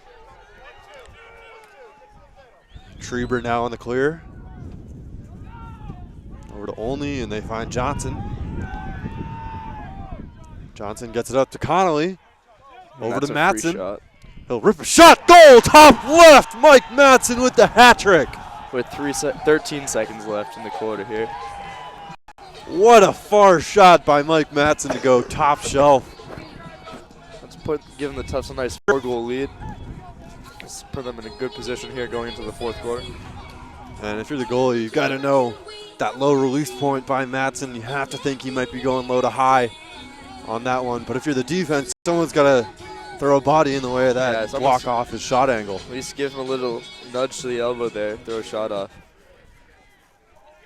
So Mike Matson pushing the Jumbo lead to 4 goals here. And the referee making them reset for the face-off.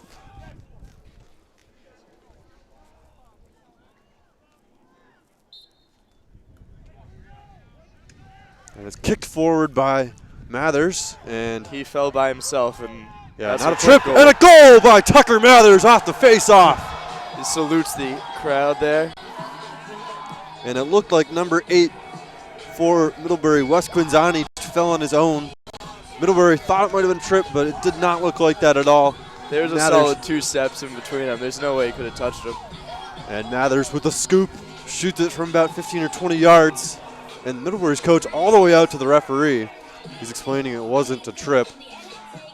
And he gets told almost immediately to get off the field. Quinzani upset. Quinzani, of course, out of Duxbury, and there's a famous Quinzani who played at Duke at one point.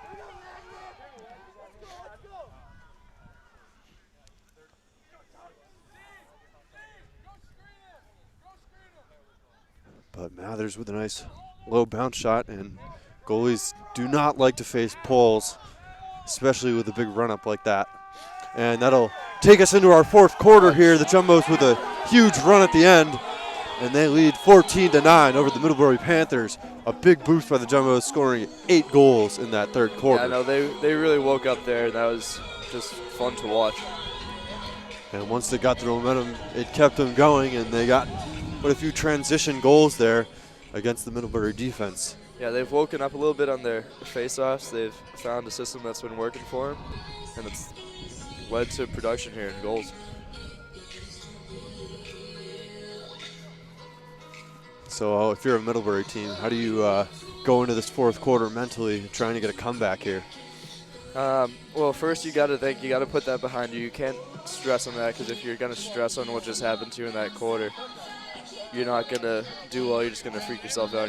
Nothing good's going to come of that. So you just got to take it one goal at a time, try to build things slowly together, make things happen. And just kind of go back to what they were doing in that first quarter when they looked really, really strong. And I think that's sort of what the key to their hopes would be.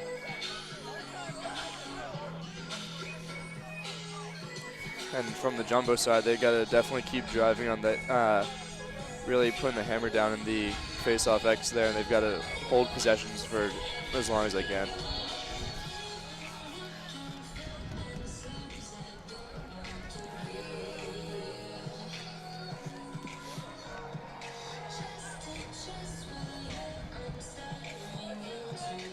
Before the start of the fourth here, the referee's having a little conversation with our face-off guys. So Mathers and Madnick going at it again. Jumbos with a 5-goal advantage. 15 minutes left to go here.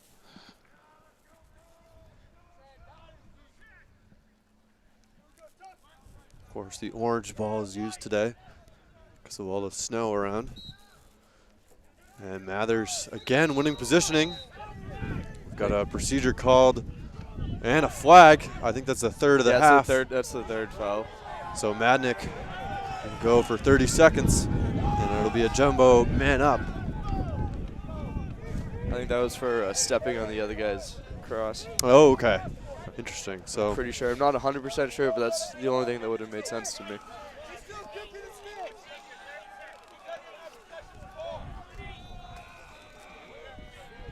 oh, yep. So foul on the Jumbos, and they'll be a man down here. They'll set up their box and one as they have in the other attempt. Gould with the ball. Gould going in, getting a quick touch. Gianrusso now.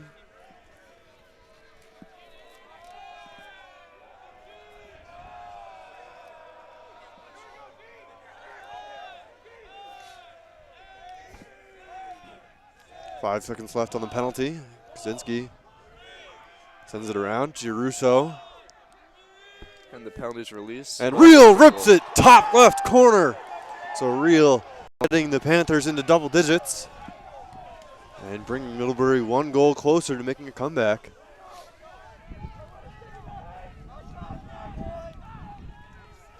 So with only a couple seconds left on the penalty, the Panthers take advantage. That's been their first real success in the man up. That makes them 1 for 3. And if you take the man down goal that Tufts scored, it's pretty much a wash.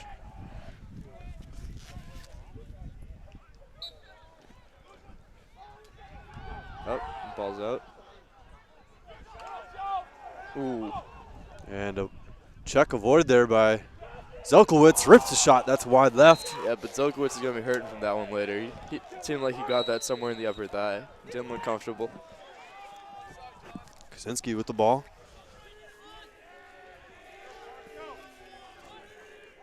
Lawler with the ball now. And the snow has stopped.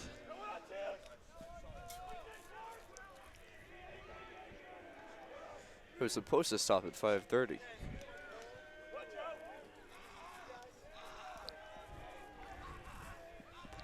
Would this really be the New England Small College Athletic Conference without the New England weather? Oh, you've got to play a couple games in the snow. And shot goal by Real, 2 in a row. There's 2 quick goals here to open up the half. That's a huge momentum swing and a little shift there for the Middlebury sideline. So 2 in a row for Real. And this Panther offense. Tough sideline looks pretty quiet right now. They're trying their best to keep warm and to keep everyone else involved and engaged. But that's definitely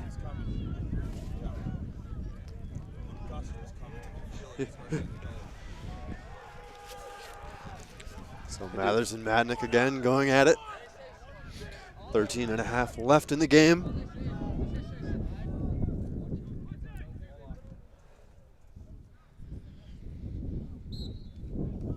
And Madnick wins it to himself, pops the ball up, but it's the Jumbos coming away with it. That's an open look. Low to high. That's another goal for Tufts. So the Jumbos answering quickly off the face-off win. I feel like we've seen that goal before today. I think that might be like the second or third one of those we've seen today. And he really does love that low to high release. Yeah, and may as well do what works. So, Which is funny because that's the exact thing that you get yelled at in youth and high school for doing. But you know, changing planes, it's what fools the goalie. Oh, it sure does. So Jumbos back to a 4-goal lead, 15-11 here with 13:23 remaining. That one only took about 12 seconds off the clock. That was a big goal for Tufts. They really needed that one to. That's going to be a push. Yeah, Mathers pushing Madnick in the back. And then trying to say that, oh, it wasn't me.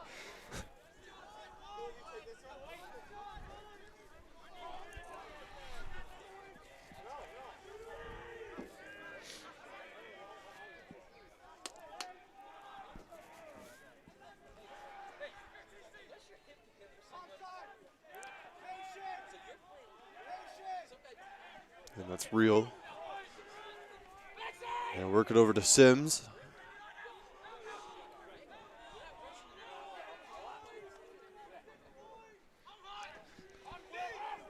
Lawler now. Receives the pick.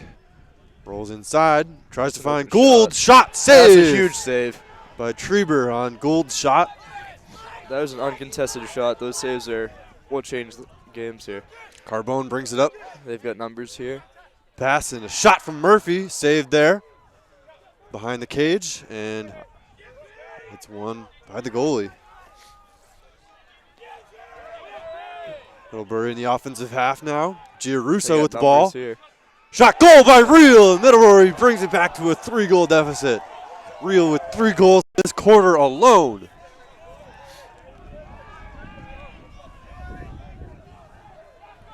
Yeah, Treber's having a little conversation with his D-pulls there. The fast break D seemed to break down pretty quickly. And the fast break goals really what's driving the scoring today. Oh, for sure. In the cold.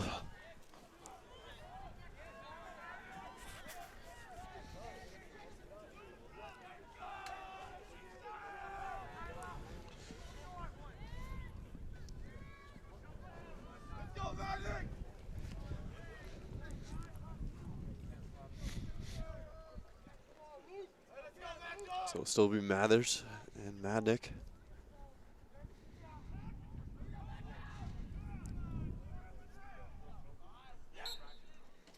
Madnick winning this one, but Mathers with a hard check. That was a great check, too. And Madnick scooping it away. Had some cover from DeFrino there. Passes it up.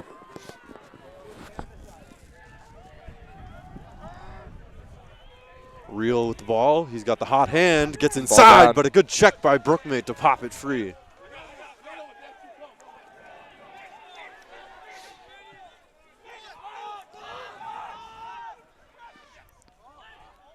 Jumbos bring it across half field, but a turnover forced by. I'm sorry, that should say Tufts ball. Yep, and it does.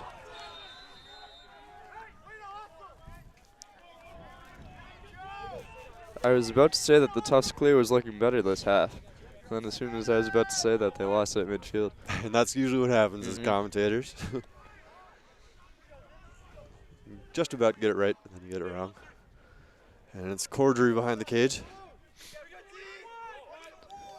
Slipped up, lost the ball, but a foul is called. Oh, they're going to be furious about that on the midfield. Midfield on the Middlebury sideline. I mean, really, they've got like 3 kids from Medfield on their team. It's pretty much the same team. And a slash called there. So Tufts with the 1-minute man up.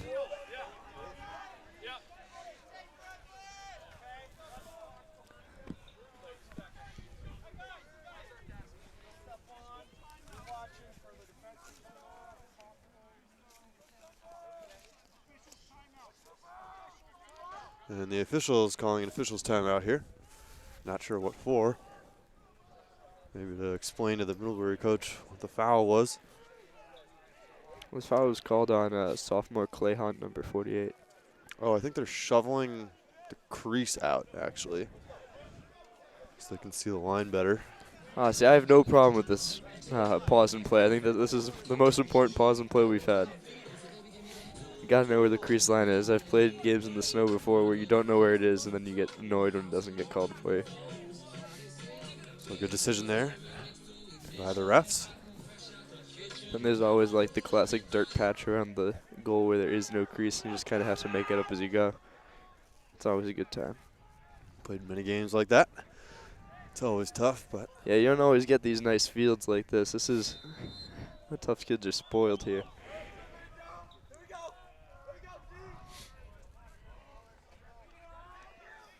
yeah, once you play on a turf field for practice every day, You never want to go back. yeah.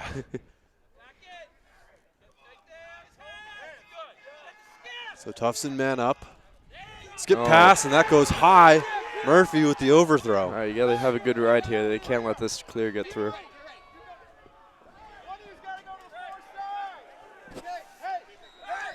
So still 36 seconds left on the penalty as they pressure the goalie.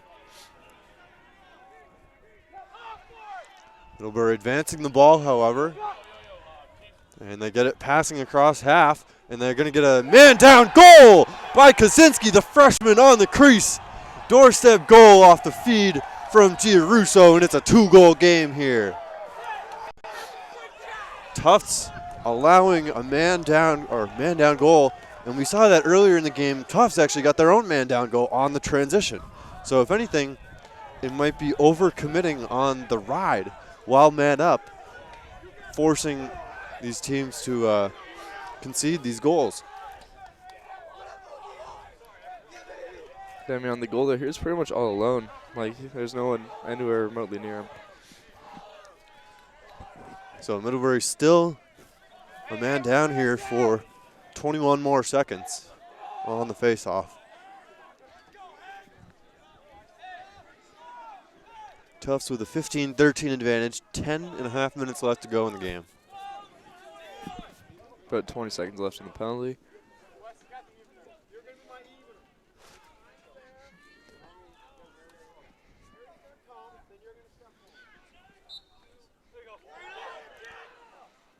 And this face-off taken by number 13 for Middlebury. And it's with Real now. The Jumbo's going to apply some extra pressure since they're still man up. But the penalty coming to an end here. And the penalty is released.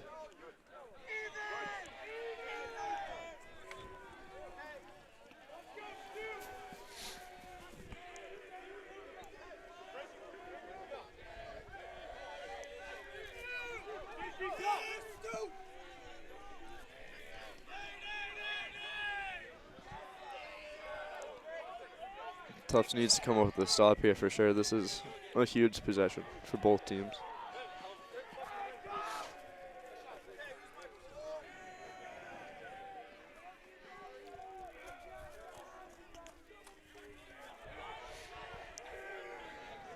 So just working the ball around. Under 10 minutes left to go, and a hard drive here. Real moving it around. You guys see the slide there? It's good. It was a good slide there. It's with Kaczynski behind the cage, guarded by Brookmate. Ball's and down. drops the ball. Ball's still down. Scooped up by Kaczynski. Up to Real. Real fires a shot. Bouncer. It's wide of the cage. Backed up by the Panthers.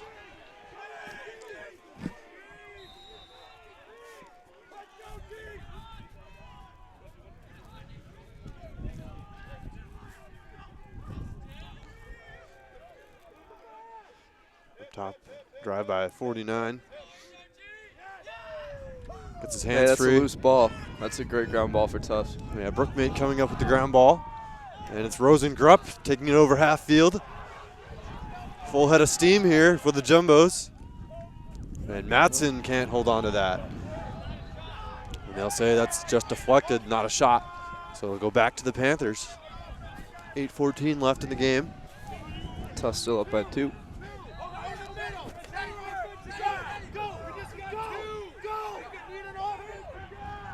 We got to get a little stick check in here on the goalie.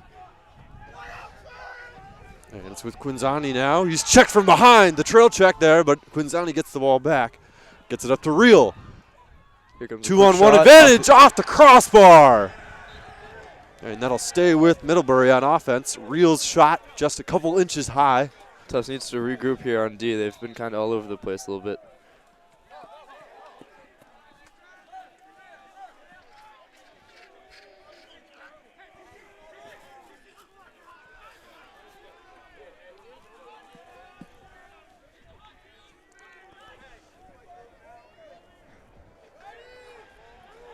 So it's Sims with the ball.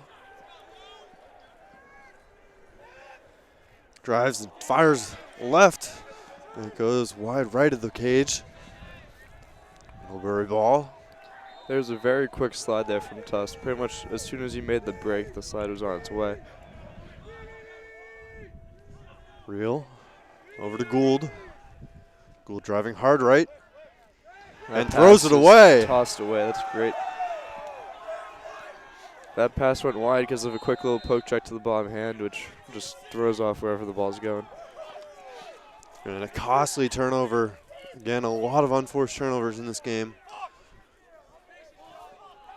especially with the cold weather and the snow on the field. As Cordry carries across half. And the Jumbos get a touch in the box. They get a fast break on the doorstep. But ball batted around behind the cage. It's a loose ball. Goalie getting in on the action, and a push from behind. Loose ball push. It stays with the Jumbos, so they won't call it. Richmond with the ball at X. Swinging around to Cordry. Spins around to his right. Finds number 18, Matson, with the goal, and I think that's his 5th on the game, maybe, for Matson. So the Jumbos offense really getting into a rhythm now, and it's 16-13 here with 6.5 left to go in the game. That's a big goal for Tufts. And causing some misdirection there. The Middlebury defense not able to track the ball on that. Matson left open on the weak side, about 10 yards from the cage.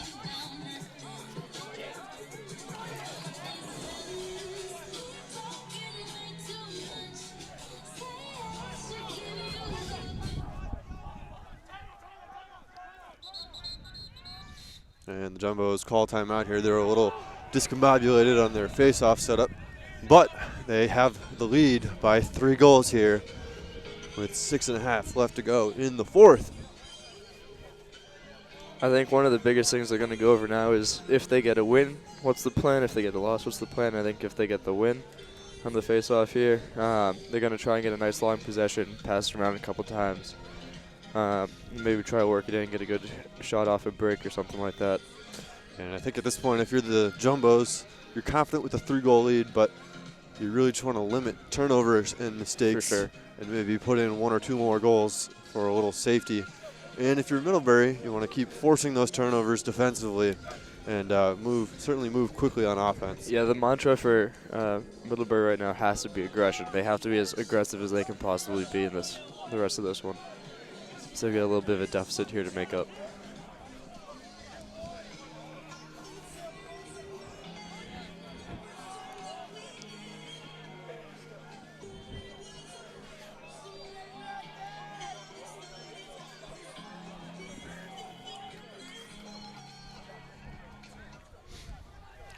So Madnick and Mathers yet again.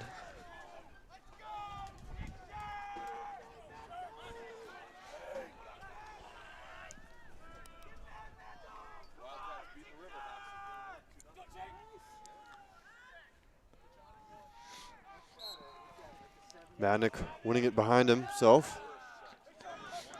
Tipped around though, the ball still on the ground.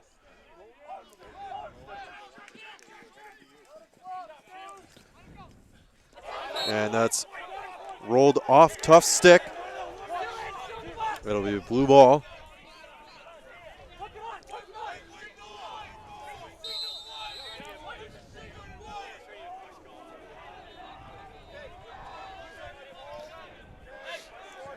Tufts sideline there disagreed with that call, but that happened right in front of us, and it definitely did go off of one of Tufts' poles.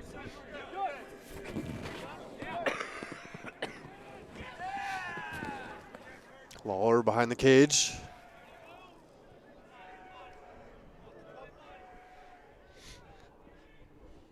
Kaczynski now. Sims. Gould with the hard drive. Pulls it back out.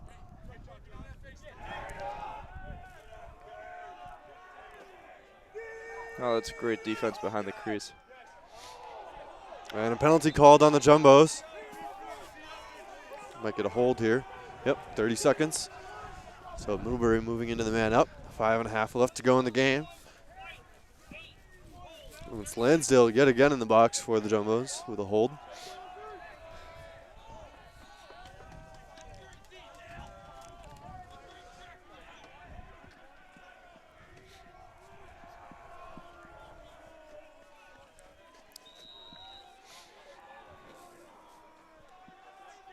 Again, this here is definitely a critical possession for both teams. That's not the time when you want to be giving up penalties.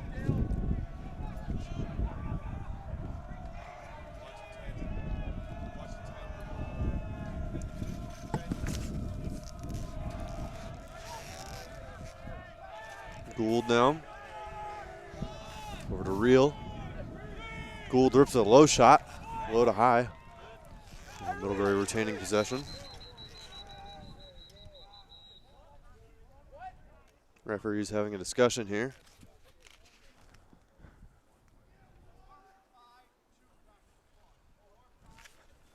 Looks like they're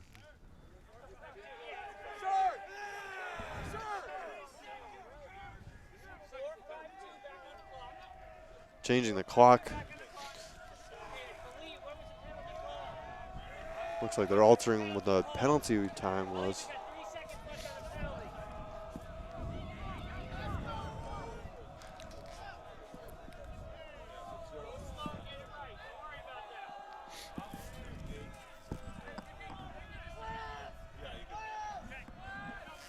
They're going to put 3 seconds back on the penalty.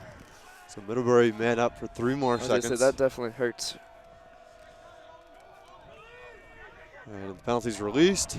Number 4, the roll dodge, but picked off. Nice. And it's a full head of steam for Olney coming off his interception. Jumbo's passing around, but it's picked back off by Reel. And they call Reel for going out and into the crease with the ball. Certainly not intentional since he was running at full speed as he intercepted the pass. It's pretty impressive if you could even see the crease with the snow around it. And that errant pass. Yeah, Cordry turning it back over. So 4:21 remaining. 16-13 Tufts over Middlebury. And the Panthers pushing it up. It's with Kaczynski now. And another intercept. Oh, no. That one deflected. But Cordry comes up the ground ball, falls as he passes to Johnson. Gets the pass there, though. So Jumbos will settle into a nice long possession here. You can Jumbos assume. there gets a touch. They should work it around. So you expect them to extend this possession.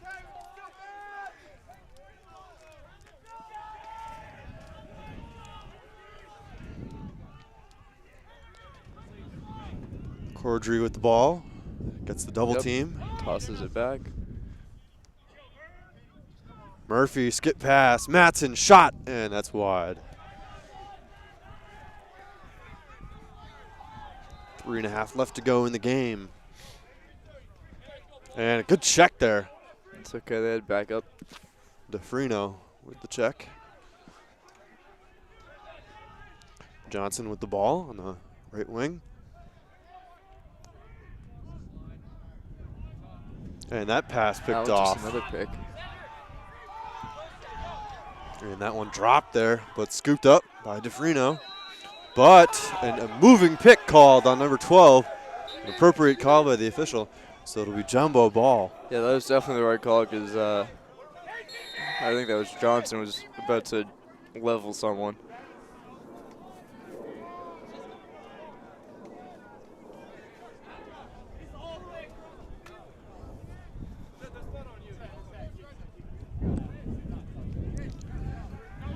Connolly with the ball now. Rolls back to his right. Post up. Cordry goes back to Murphy, comes around the crease and pulls it out.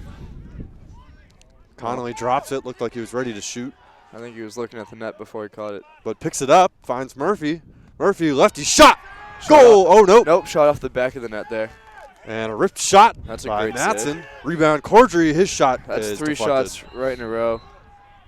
And that's a good call. It has to say Tufts ball. So 2:17 left on the clock. Jumbo's still holding on to a 3-goal lead with the ball. Connolly up top. Over to Cordry.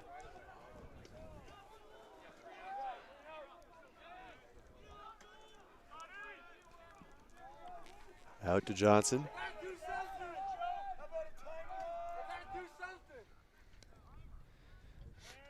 Matson now. Connolly shoots and off the pipe. So Middlebury with the ball. Under 2 minutes to go. They'll have to get up quickly.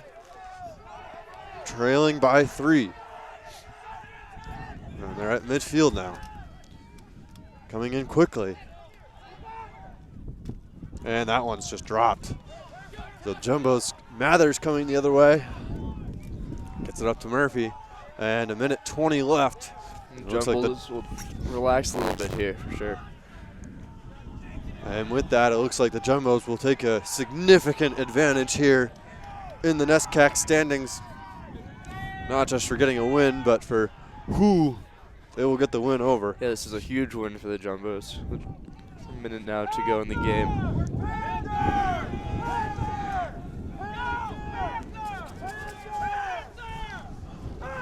And Middlebury having to go to a double team here. Under a minute now, and they really have to apply some pressure now. They probably should have been going to that double team a little bit earlier, I think. So it's Cordry running around. Oh. And the double team gets to him. Stumbled up. Ball popped out. Gets the ball back himself. And we got a timeout here. Called by Tufts, it seems. The music just started playing, but the shot clock was just put on Tufts, so they have 27 seconds left to get a shot off.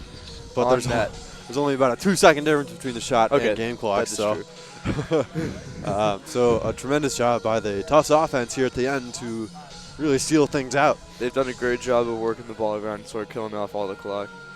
But really the story of the game was that offensive run by the Jumbos in the third quarter. Oh, for sure. Producing 8 goals alone, which is on track for a 32-goal pace if you sustain that. But, yeah, transition effort on the offensive end for the Jumbos, which, you know, is led by the defense, causing some turnovers, and we saw that today. Some of that due to the goalie Trieber coming in for the second half. He got some good chase downs behind the net, as well as the Tufts defense. Yeah, in addition to just saving the ball, he's done a great job just defensively, making sure clears went well. Just sort of being relaxed and composed all the time, which is something that's really hard to do. It's something that you don't see all the time, so it's a good look out of Trieber there. So Tufts with the ball, under 30 seconds here. And with this, Jumbos will advance to 3-0. And this is their first NESCAC game of the year. And they'll be supposedly hosting Endicott this weekend, as long as the game doesn't get canceled due to weather. This is an Endicott team that lost to Middlebury by, I believe, 10 goals. Yeah, it was 17-7 that game. But Endicott has certainly given Tufts some close games, including overtime, within the last couple of years. I was at that overtime game. That was pretty close. I've seen a couple of Endicott Tufts games when I was in high school. My coach was an Endicott grad who played lacrosse there, so we went.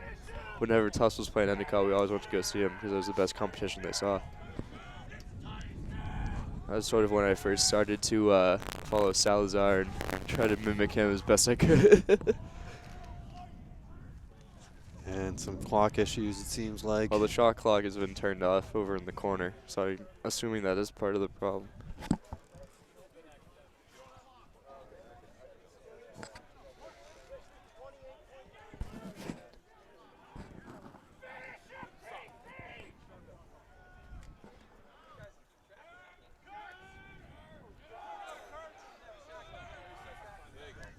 So shot clock issue here.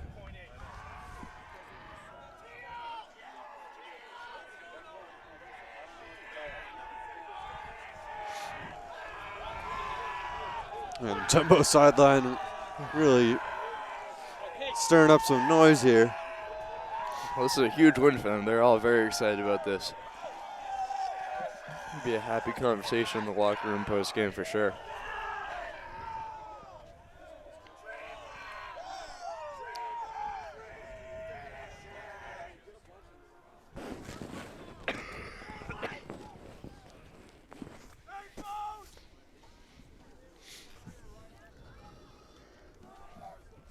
So 29 seconds left. Hopefully we'll finish this up. We're spending more time just waiting here. I don't know why. I don't know who wants to stay out in this cold. So it'll be Murphy drawing the double team into the corner. It's just going to be a sprint around in circles, so. He'll stay warm. There's a slash to the helmet. And good save And he gets there. planted. That's a second flag. Both refs call that one. There's no need for that whatsoever. That's a very poor showing out of Middlebury. Yeah, see, that's just sad. So they'll end this one man down, that's for sure. 13.5 seconds left, and they'll be at They'll least be down 2 men two. down. Yeah, and probably I would say that they should be 3 man down after the skirmish after the fact too.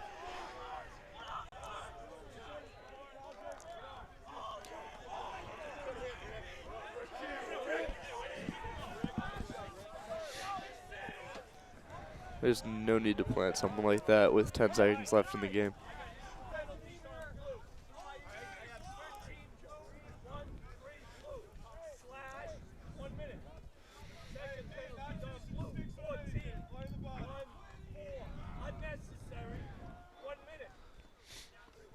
I'm kind of surprised that second one wasn't locked in there. Of course, it doesn't really matter with 13 seconds left in the game, but Yeah, flag's a flag. yeah. So 13 and 14 call for the fouls there. One for a slash, one for unnecessary. Yeah, that slash was a pretty easy call. I mean, I could hear the hit to the helmet from here, and I'm 40 yards away from the play. Middlebury getting their 4th pole in there. So the Jumbos might want to take a little revenge on these 13 seconds and get another, but they probably won't. So they'll run out the clock here. Jumbos 3-0 on the year. Middlebury drops to 2-1. 3, 2, And 1, and that's the game. And a huge game in the NESCAC standings. Mike Matson leading the way in the Jumbo scoring. Connolly adding quite a few goals of his own. And a cold one here, and it's the home Tufts Jumbos coming away with the win. So for Alex Roder, I'm Matt Macy Phelps with JumboCast. Thank you to Ishan, our producer, doing all the hard work behind the computer out in this cold. Thank you for tuning in. We hope you enjoyed this game. Tufts 16, Middlebury 13.